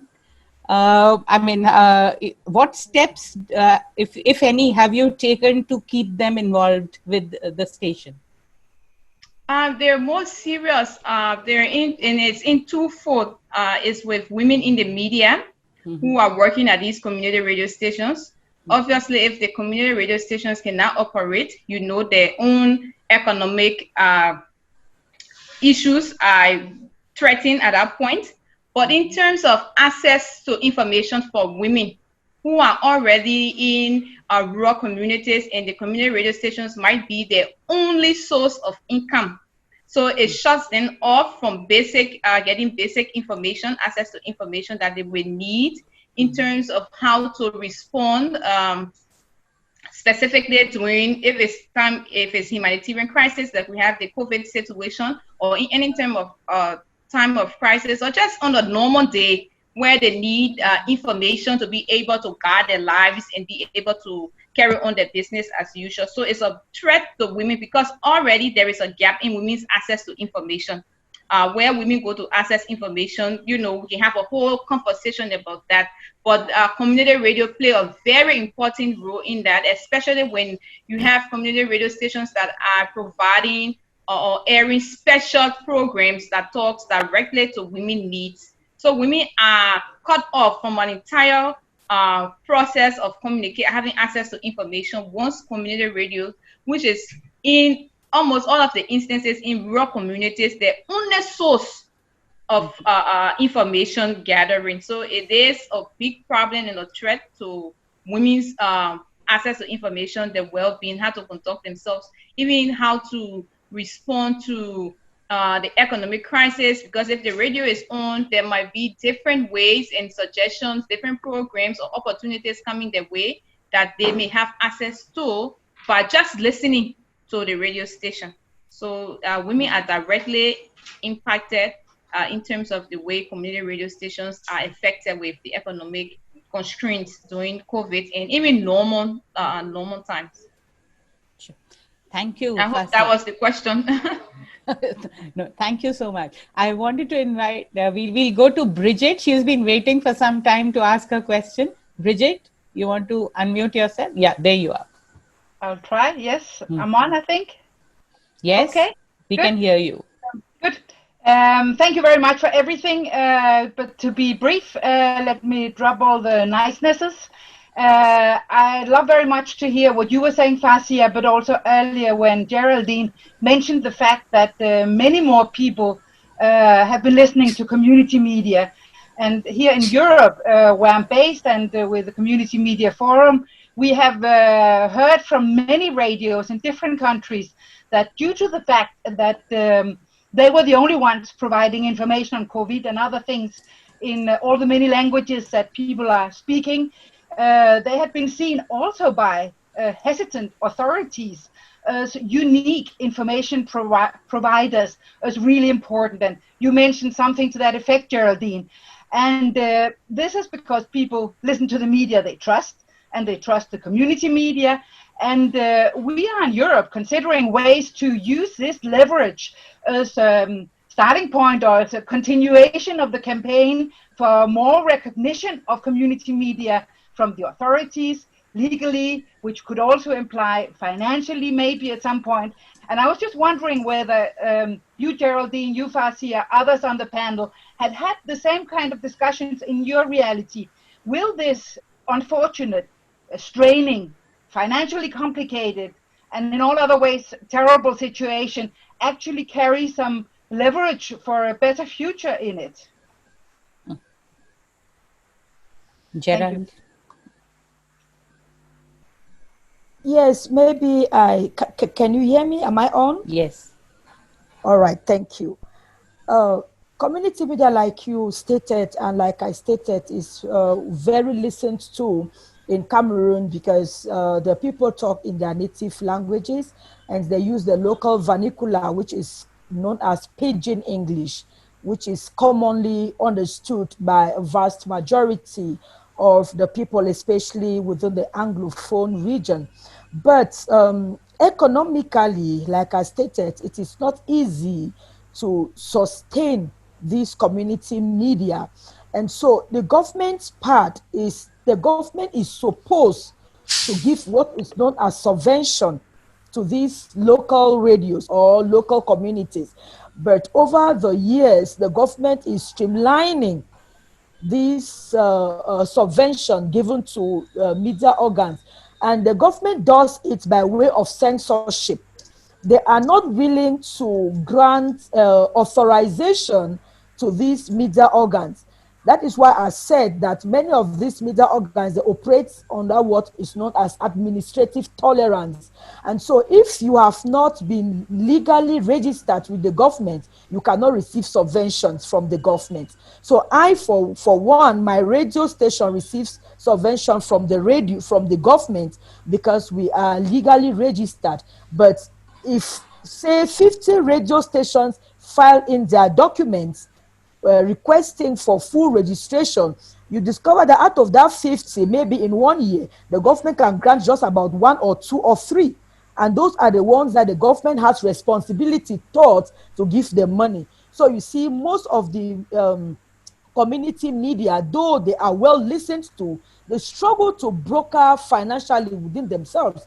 And that is why I said that at times they are not serving the purpose of community media because they go in now to political leaders, they go in for political opinion, they go in for other people who can, that maybe if they do reports on them, they can give them some money. And so it causes the whole journalism issue in Cameroon or in Anglophone Cameroon very, very dicey. And another point is that the community media, though well or highly listened to, is also being censored and monitored by the government because the government has what is called as the National Communication Council, where if you go against what you are supposed to do or you question so much the government, especially within the context of the Anglophone crisis, you risk your radio being shut down. The government has actually shut down some radio stations in Cameroon, and they have suspended some journalists from practicing, not because they did anything wrong, but because they outrightly pointed the errors of the government vis-a-vis their handling of the Anglophone crisis. So you see, just these two aspects will prove to you that in Cameroon, though the community media is well listened to, but they don't have that freedom to operate really or truly like community media. And so even some people, they fear to come on board because, you know, community media is by the community, for the community, and from the community. And so some of the committee members, they might be afraid to come on board and address certain issues because for fear of being arrested. Like we talk, there are so many journalists under incarceration in Cameroon. So just that alone, it gives a very tricky situation or atmosphere for community media operations in Cameroon. All right. Thank you. I'm going to invite a question from, Adaura Ara. Are you there? Would you please unmute yourself and ask your question? Adaura? Okay, yes, I'm here. Yeah. Can you hear me? Please go ahead. Okay, I want to ask a question. I want to send my question to Mohamed. One of the. Okay, I have a question for Mohamed. Okay. Okay, from his presentation, I got the impression that all the stations in his country are community radios. And I wondered if they had commercial radios also, because he was talking about how to disseminate information from WHO and other international organizations, and they were sending it there. So I wonder, do they have community radio, commercial radios? And if they do, are there different operational guidelines, or are they just the same? That was just the question I want to ask him. Sure. Just wait a minute. I'll just check if Mohamed is there. Mohamed, are you there? I think we lost him for a bit. We'll wait. Yes. I thought he's there, no? Yeah, he's just joining again. Yeah. So we'll just wait for that. And meanwhile, I'll ask Sophie to ask her question, and then we'll come back to Adora's question. Okay. Okay. Yeah. Thank you. Sophie, you are there? Yes, I'm here. Please go ahead. Kanchan, thank you for giving me the opportunity. I mean, from a perspective, I'm the coordinator of a network of media assistance organizations in Germany, the Forum Media and Development. So from my perspective, when I was listening to your interesting presentations, but also focusing on the challenges, and even when you mentioned opportunities, it was, let's say, on a general level. So I was wondering, and this is maybe a question to all of you, because only Mohamed was actually making a point and presenting a solution, at least to technical difficulties you're facing. So my question is, what concretely are you doing now to improve the situation or to meet the challenges, or whether there would be very concrete points where you would say the international networks could support you in that process? Would Kwesi like to take that question? Kwesi, you're able to hear me? You'd like to take that question? Yeah, unmute. You'll have to please unmute yourself. Okay, sure. Please go ahead. Okay, let me. Oh, okay. I think that the challenges that we have concretely, as I indicated, there are more challenges than I put forward. For instance, we need, in terms of networking and concrete support for things like, with the regulator, in terms of the things that we can do. In fact, the COVID-19 has exposed us a lot. I mean, a lot of developments that were said to have been done with COVID, we've seen the problems that we have with the health sector and all that, and the role that community radio can play in most of these things. But the restrictions are so many. For example, Akin talked about in terms of coverage, in terms of, for example, at the initial stages, we were asked to operate within 25-kilometer radius. Now we are being asked to operate within a 5-kilometer radius. And we believe that community radio at this point actually need that support, to be engaged with government agencies, let's say the National Communications Authority, and in fact government, and to really reconsider these things. So we believe that support coming from other bodies will strengthen that cause in terms of the way forward.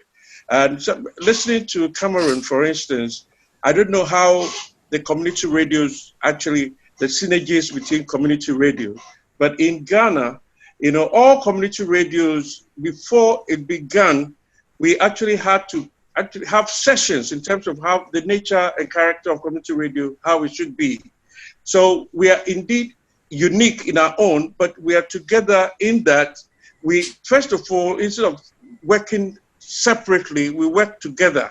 And we believe that, with that support, mainly to do with our frequencies and the radios, coverage, if we're able to get government to understand our major role, that would really go a long way to help us. So we believe there's that kind of support. If it comes, we have external support as well. It really strengthens our cause. Thank you. I'll ask Adora to ask a question again to Mohamed. Is Mohamed there? Yeah, he's here. Yes. Yeah, I'm here. Yeah. Okay, Adora, you want to ask the question again? Yes, please. Yes. Can you hear me? Yes. Yeah, I can hear you loud and clear. Okay. Thank you very much for your presentation, Mohamed.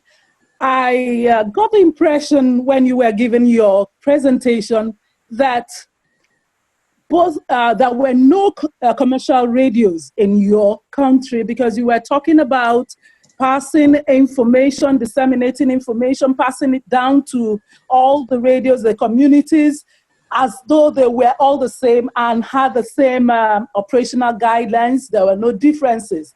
And I wondered, do you actually have commercial radios and then community radios? Are there operational guidelines given by your country's regulatory agency? Are they different? Are they the same? And because I know that in Nigeria, they are vastly the same. Dr. Akin has given us a kind of a lowdown of how operations are here. So let me know, do you really have differences in operations in between commercial radios and community radios? All right, thank you very much. Indeed, there are differences. In the first place, we have what we call the Independent Media Commission. The Independent Media Commission is responsible for the registration of community or commercial radio stations or media institutions in Sierra Leone. So why you heard me saying much about the community media, because I was dealing exclusively with the 50 radio stations that I am coordinating. But having said that, the community media community media stations, and also you have the commercial radio stations, there are differences. Even in the allocation of frequency, the professor was saying that there are limited allocation number of frequencies to community radio stations. So for commercial radio stations, for example, they give them higher frequencies based on how much they will pay to the Independent Media Commission and to the National Regulatory Body, which is the National Telecommunications Commission. And in the modus operandi, community radio stations are really prohibited based on the IMC Act not to be commercializing their activities. It means that even in as much as they will be doing some small jingles and then some small advertisements, they should not be fully engaged in commercial activities. You also have public broadcasters in Sierra Leone, like the National Sierra Leone Broadcasting Corporation, which is a sort of quasi-government institution. They got their Director General, which is being appointed by Mr. President and approved by Parliament. And also you have various layers of your operations. They also, at some point, tend to be operating as community media. Because, for example, they have their headquarters and have regional radio stations. And community people are also making use of those radio stations. Yes, the ownership could be one of the clear cut of the difference between a commercial radio and that of a community radio. You and I know that before you establish, before your station is registered, you must make sure that it's very clear with the regulatory body as to the type of radio stations you want to establish. And so in Sierra Leone, when you want to establish a community radio, you must make it very clear to the Independent Media Commission. And you must be able to present a board from those communities where you wanted to install your radio station. And you must ensure that there is a community service. You must allow people's participation into the radio stations so that it will be fully owned and controlled by the people. In fact, at some point you have communal arrangements where people will say, who will do farming for the radio so we can capacitate the operations of the radio. It's happened with the Eastern Community Radio in the eastern parts of Sierra Leone, specifically in Kenema, Kailahu, and Kono, where the Eastern Radio, was being installed by civil society organizations. Now, at the end of it all, the community took ownership that, yes, this is our radio, and they've got board members across the three regional towns, regional headquarters in Kenema and Kailahu, district headquarter towns of Kailahu, Kenema, and Kono. And so they have been doing, farming, they've been doing community work so that they can sustain the radio. That's another strategy they use for communities for sustainability for that particular radio. In as much as there are challenges for the radio now, it's not working like it started earlier.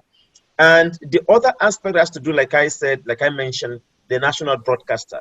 The national broadcaster, which is the SLBC, they also have a prototype of that of a community radio, because members who are running, who should be like board members of this radio, are appointed from various organizations within certain communities across Sierra Leone.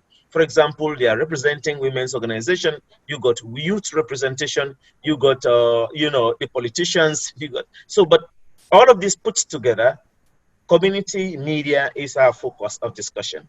And then I will say that indeed, we are running programs. The commercial radio stations, we are running their own programs. I mean, they run advertisement, but when it comes to national issues, you got all of them coming together to work as a team. In fact, we have what we call the IRN, Independent Radio Network. So under the Independent Radio Network, you now have a pool of radio stations. As I said earlier, we got more than 150 radio stations. And so in that trajectory, you have the community radio stations coming together to work with the commercial radio stations and also the public broadcaster on national issues. But again, of course, the Sierra Leone Association of Journalists is really working and to coordinate these radio stations, because the point is that all of us running community radio stations, all of those running commercial radio stations, and also it down to the public broadcaster, are members of the Sierra Leone Association of Journalists. So we have been meeting, we have been discussing, and when there are challenges, when there are disasters like COVID we have in Sierra Leone, the association will take the lead. In fact, as you speak, they are implementing a project, the road to the European Union on the sensitization and public engagement, on the COVID-19 pandemic. So that is how it works. I am not quite sure of Nigeria, because I know that Nigeria is running a federal system and there are different kind of approaches, I mean, in so far that has to do with the media. Another important thing that I want this panel to know has to do with the payment of dues, to the National Telecommunications Commission, even by community media, and that's a challenge. As national coordinator, I have been advocating, I have been engaging the Minister of Information and Communications. Some few weeks ago or months ago, some radio stations were brought, they withdrew their transmitters on the grounds that they have not been able to pay the spectrum fee. And that was a very serious engagement from our organization. And I told them, yes, we are asking for spectrum fee as government, but at the end of it all, you are stopping these people from giving voice to the voiceless in their respective communities. So the minister will understand, and then I've been engaging the Independent Media Commission, and I told them that they have to actually allow these radio stations to operate in order to strengthen our democracy, in order to strengthen our peace. Because like I said initially, that war, may I make a wrap now? Yeah. Go ahead, please. Yeah. Say? Yeah, you just go ahead, please. Oh, let me go ahead. Like I said, the war the whole idea of community media in Sierra Leone came on board after the decade civil conflict in our country. And so once the radio stations came on board, they were now used as vanguard, as a channel of strengthening the peace, stability, and good governance of the country. And civil society, the media, and the general membership of Sierra Leone have been making use of this facility. Thank you so much. Yeah, we have 2 more questions to go, and I thank all our panelists for staying for the extra time. I'll invite Gloria to please ask her question. Gloria, you're there? Yes, I'm here, madam. Yeah, please go ahead, Gloria. Okay, thank you to the organizers and the speakers of today's webinar. I'm Gloria Mohamed from Journalism and Mass Communication Department, Punjab University, Patiala in India. Then my question is directed towards Mr. Akin from Nigeria. Thank you, sir, for throwing some light in some points which boost us as journalists and as reporters. So I would like to know that as much as community radio in Nigeria worked very hard to engage with its listeners or consumers per se, what strategies did you or the radio implement to overcome the challenges of its competitors, or to overcome the proliferation of active creators of new media, because they are the competitors? Like, what strategies or what program designs did you implement to overcome that? Thanks. May I just request Dr. Akin, we'll be brief because we'll have to wrap up very soon. Yeah. Yes, sure. let me make it very short. Sure. Challenges of competition, challenges of programming, have occurred, in various ways across Nigeria. I give you one example, maybe that will suffice because we don't have time. In one location, one community radio station was in the midst of 3 huge commercial radio stations somewhere in the southwest. And what that community radio station did, because it knew that survival was going to be very difficult, it just decided, in the spirit of community radio programming, to do all its programs in the local dialect. Not just the language, but the dialect, of the Yoruba language, which those community, the commercial radio stations could not do. Most of them, most of the content, will be English language, but they went down grassroots and decided, to put in place programs 100% in the local dialect, and they swept the audience. Swept, the listeners there, and it became a big issue because they didn't know how to respond. That is the commercial radio stations, and they started looking for ways to undermine the operations and the existence of that community radio station. That is one that I can talk about really. In the other areas, issue of new media, well, it's everybody's challenge. But community radio stations don't really need to see them as challenge, because the way things are these days, under digitization and new media, there's no point talking about competition, talking about challenges against new media practitioners. The thing is to work with them. And in Nigeria, I see, that collaboration is working well. There are media organizations that operate on the net that are really professional, not just the ones, that do blogging or whatever and all of that. The ones that set up media structures, and work on the internet, and the collaboration is fine. And going forward, we intend, to strengthen those collaborations because it's really, really, really very helpful. I told you in my my first presentation, how we are taking steps now to develop one of the central assignments that we have now, develop digital skills, because that is the future of broadcasting, of the media, whether we like it or not. Thank you. Sure. Thank you. Okay. Amos, you wanted to ask a question? Yes. Yeah, go ahead. Yeah. Good afternoon all. Yeah. Well, my question is about financing and funding of the community radios, because that seems to be very dominant in what we have heard so far. I would like to see a situation. I want to ask whether it is not possible to have personnel or the key staffs who operate on as part-time, and they're recruited from people who have other jobs or are independent entrepreneurs, for instance, so that they can have their spare time to devote to the work and then cut down a lot of funding and financing. Mm-hmm. Mavis, you want to answer Yes. that question? Yes, I can respond to that. Akin, okay. Yes, go that's ahead. a very good question, Amos. Let me assure you that within community radio structures, those kinds of personnel are available. Volunteers are available to engage marketing, to engage resource generation. But the challenge we have, especially in the area of advertising, as I said in my presentation, is that it's an area that government has restricted.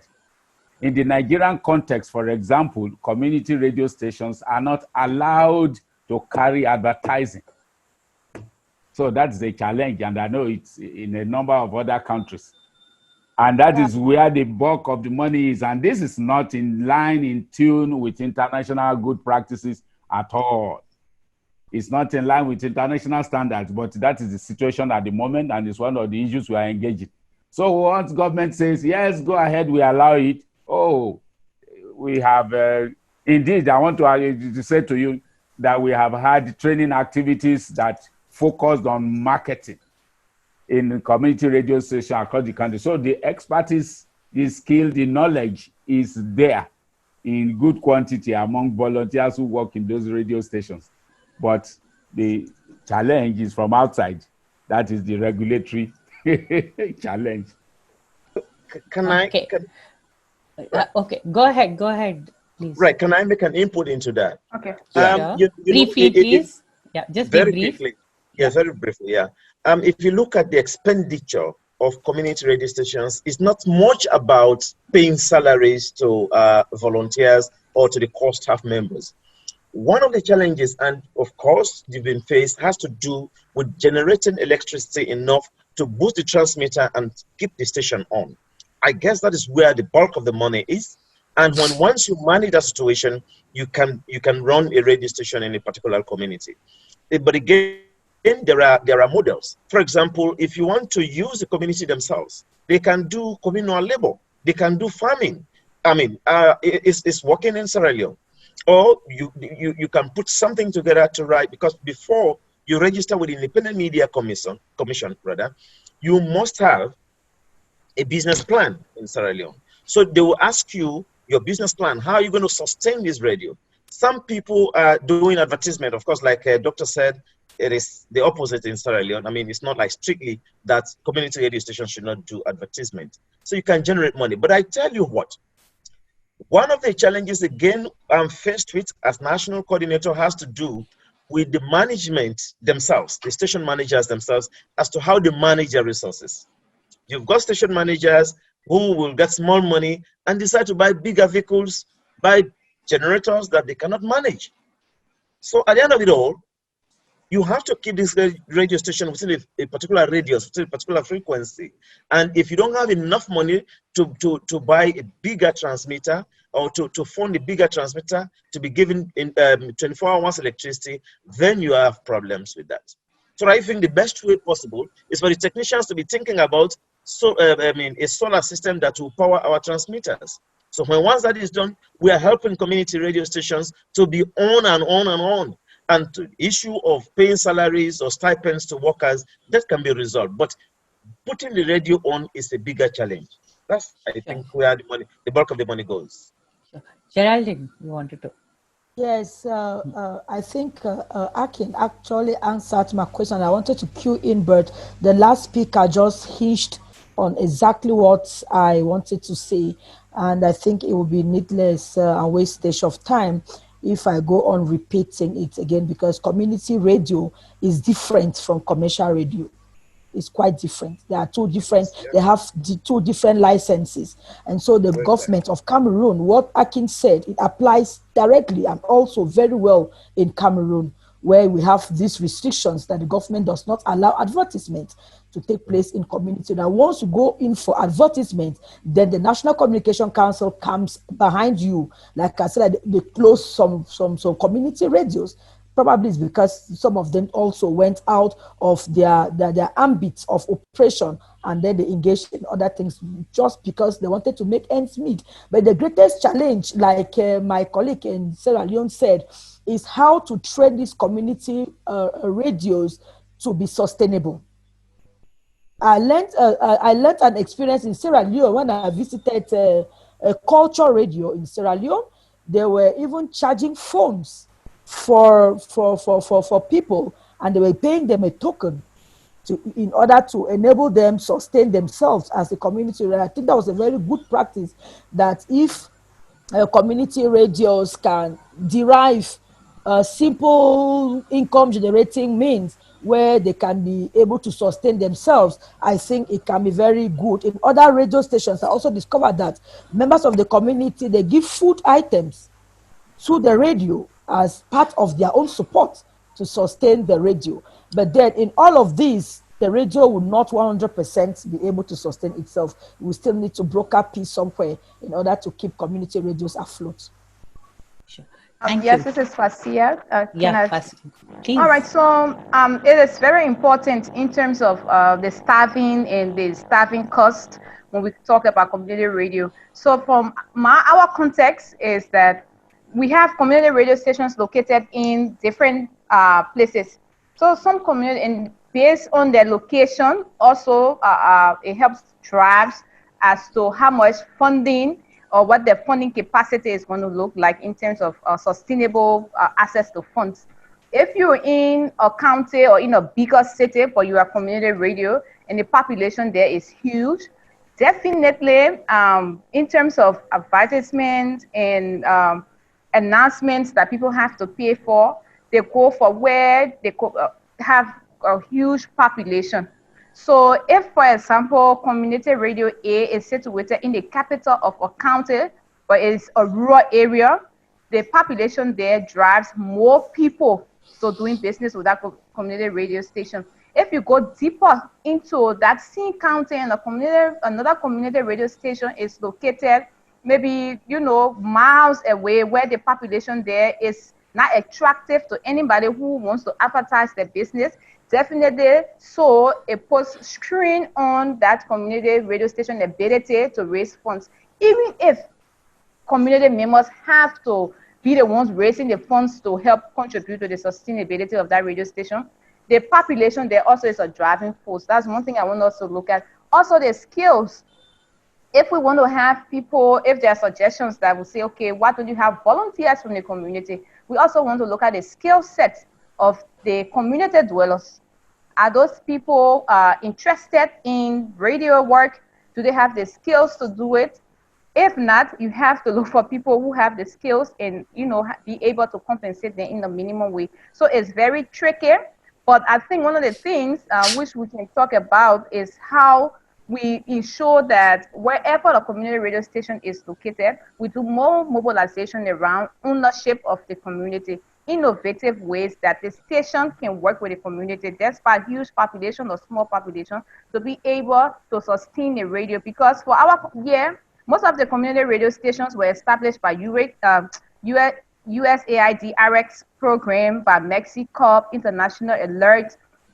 After the establishment of these radio stations, they have the equipment.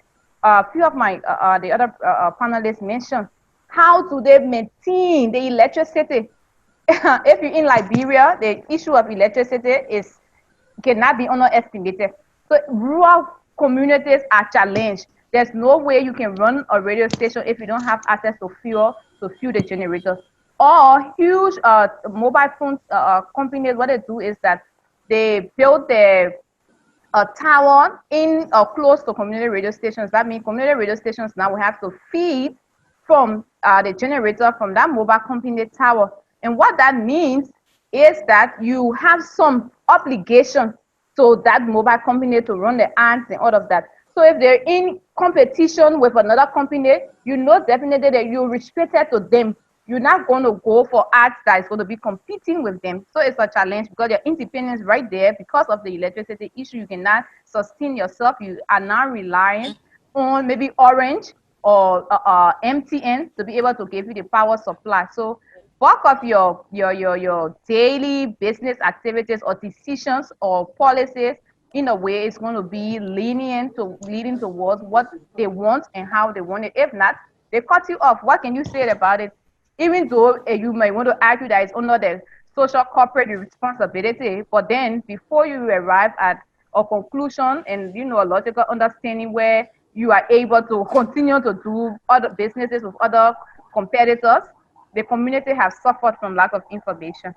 Sure. Thank you to all panelists for the wonderful inputs and answers, and to all our participants for their questions. Professor Pavrala has been wanting to ask his question, so I'll hand over to him to ask the question and also to wrap up, please. Professor Pavrala.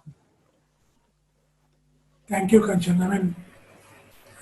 Thank you for all the panelists for such a rich discussion.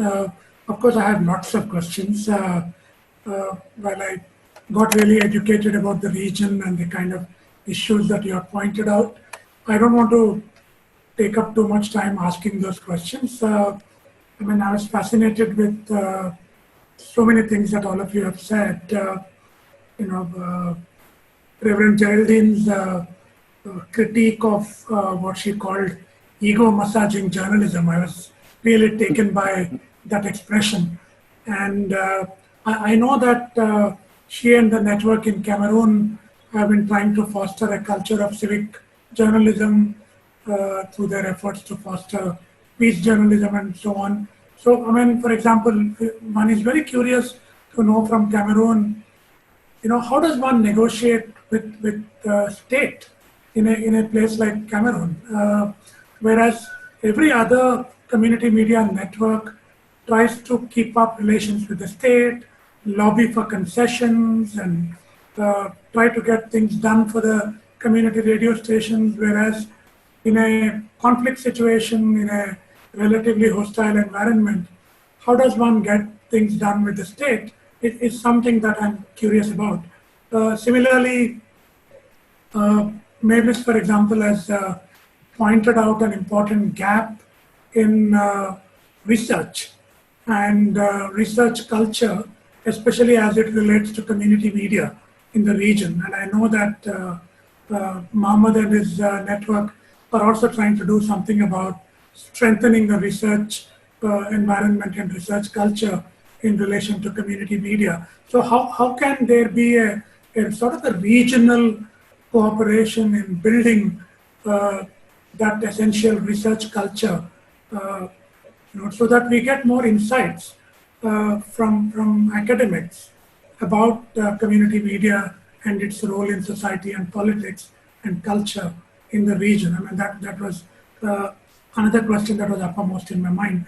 So if you promise that you will get back to the panel in like 1 minute, I'm acting like a television channel host now, giving you a minute to answer. Please do so, Geraldine and Mohamed and Mavis, and then we can wrap up. Yeah. Well, Geraldine? Yeah. Prof. Pavrala, thank you so much. It's been a while since we met and you came to train us in Douala on community media. Now, how networks can engage our government in Cameroon? The first thing is that networks or community media, they act like watchdog to the government. And so once there is an issue and all of us in the network, we are onto it, the government is bound. The government is forced to react. I give you one example. One of our colleagues who is a member of my network was arrested by the government, by the military, tortured to death for over 1 year. We were going to court and we were never seeing him. Nobody knew where he was. And we decided to take on a media campaign. And the same day we went on a media campaign demanding his whereabouts. That same day, the government of Cameroon, through the spokesperson of the military, wrote a communique telling us that our colleague died, but of course there's the light that he died of an illness, but we know that he was tortured. And so that is how we can form a strong network to engage the government. But we cannot further push it too much, because it is often said that he who pays the piper determines the tune. And so the government is the one that gives the leeway for the networks to operate. And so if you want to force or push too much, you can just find your network being closed, or you can find your network being restricted from carrying out activities, especially in Cameroon. When we want to carry out any activity, we need to go and seek for an authorization in order to carry out that particular activity. So we say that if you push further and further and further too much, when you ask for authorization to meet, they might not grant it. So you see, they give the freedom, but then they still restrict it with the other hand, just to make us permanently say like we are unable to use our freedom of speech, even though there is freedom of speech being propelled or heralded by the government. Thank you. Mavis and Mohamed, on the research question briefly. Yes. Right. Thank you. Mavis, you are on mute. Please, Yeah, so can you hear me? Yeah, Mavis, you are Please, on. can Yeah. you hear me? Yes. Thank you for the opportunity. I just want to clarify something quickly before I go on. I want to acknowledge the role of Professor Kwame and Mrs. Wilna Kwame for their role in setting up community radio in Ghana. Indeed, they are called Papa and Mama Radio because of their immense and pivotal role. And when I was mentioning the people who went around to educate the Ghanaian populace, I left them out. Respectfully, I acknowledge their contribution. And then the late Mr. Ghartey-Tagoe, Kwesi Ghartey-Tagoe's father, was also my lecturer in broadcasting, and he set up Radio Peace, and they went around on most of these educative programs. So yes, I want to clarify that they also played an immense role. But with regards to the gap on research in community radio, I think that it's been on deliberately. It was not a deliberate gap that has been created in academia. We followed most of their programming. But one thing I like to place on record is that it's very hard and very expensive to conduct some of these research. As I said, I use community radio stations for both my MPhil and PhD, and traveling to these remote locations, trying to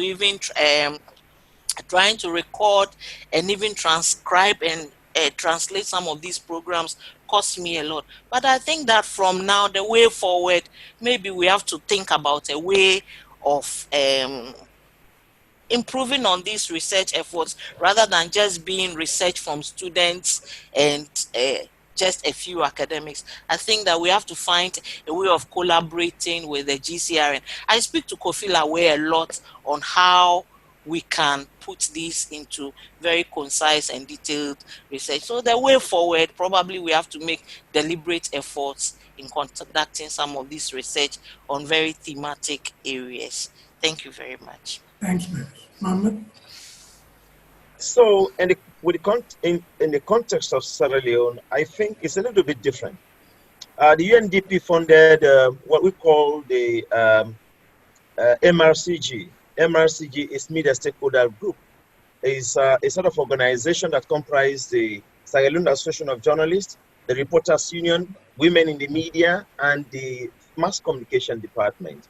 This institution has been carrying out research around media issues, and they've been producing reports, and which can be shared with the Independent Media Commission and then the government of Sierra Leone, and that has been very helpful. Now, with Community Media Network, we are trying immediately. We started Community Media Network. We said we should have a good relationship with the Mass Com department, and of course, as we speak now, we are working on the project on the Right to Food project, but we want the Mass Communication Department to be our researchers in media issues in the country. And so that is now working well. In fact, we are trying to link up that, Professor, you know more.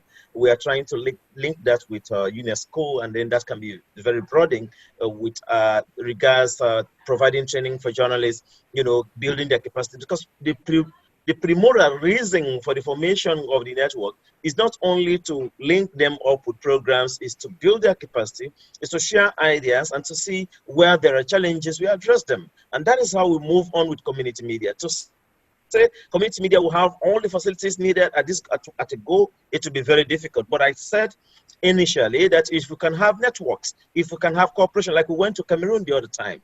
I mean, it was a very good program to have met with others who are working on the same project, and then who are in the business of peace, journalism and stuff. And that was really, really good.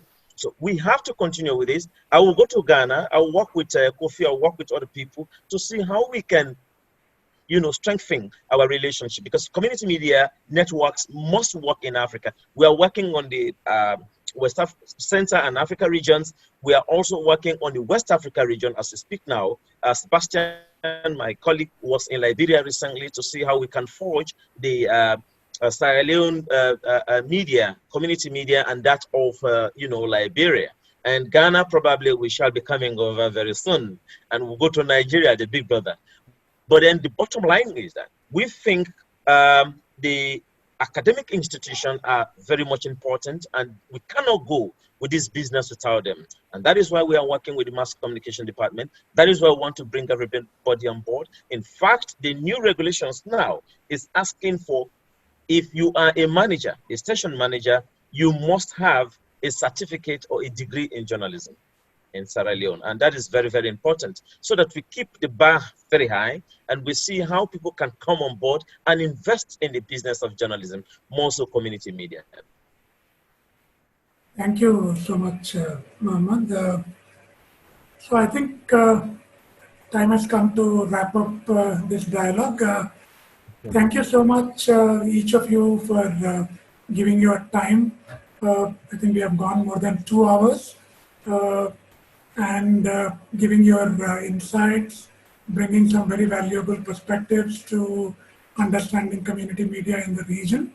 I'm sure this is just the beginning of a conversation between us and those of you working in the region. The idea behind these global dialogues is also to foster conversations across regions around the world, so that we can all learn from each other about what is going on in each other's region, the kind of issues, problems, and how you're dealing with them at the ground level. I think this dialogue has indeed contributed towards that goal. We will be coming back to more attention on Africa after another dialogue in about 10 days' time.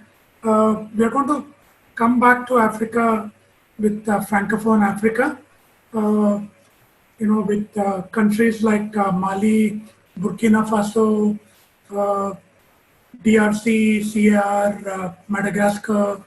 We are working with Farm Radio International in partnership with them to bring together a Francophone dialogue, hopefully with interpreters and translators and so on. So that's going to be a more complex dialogue, but we are looking forward to that. But on August 6th, after this dialogue, on August 6th, we are going to another part of the world, to Southeast Asia and the Pacific, with participation from countries like the Philippines, Thailand, Indonesia, Japan, and Fiji. Yeah, and that dialogue will be in partnership with AMARC Asia Pacific, and that's going to happen on August 6th. And I think the one following that will be the Francophone Africa dialogue. So I know all of you are really busy working on a lot of important things at the ground level, but we would be delighted to have you back to participate in other dialogues and contribute to these conversations. My thanks also to Hezekiel Dlamini for doing a wonderful job with moderating today's dialogue and for supporting this entire series from the UNESCO South Asia office in New Delhi. Thank you again. Good evening, good night, good afternoon, wherever you are. See you all for future dialogues. Yeah, thank you again.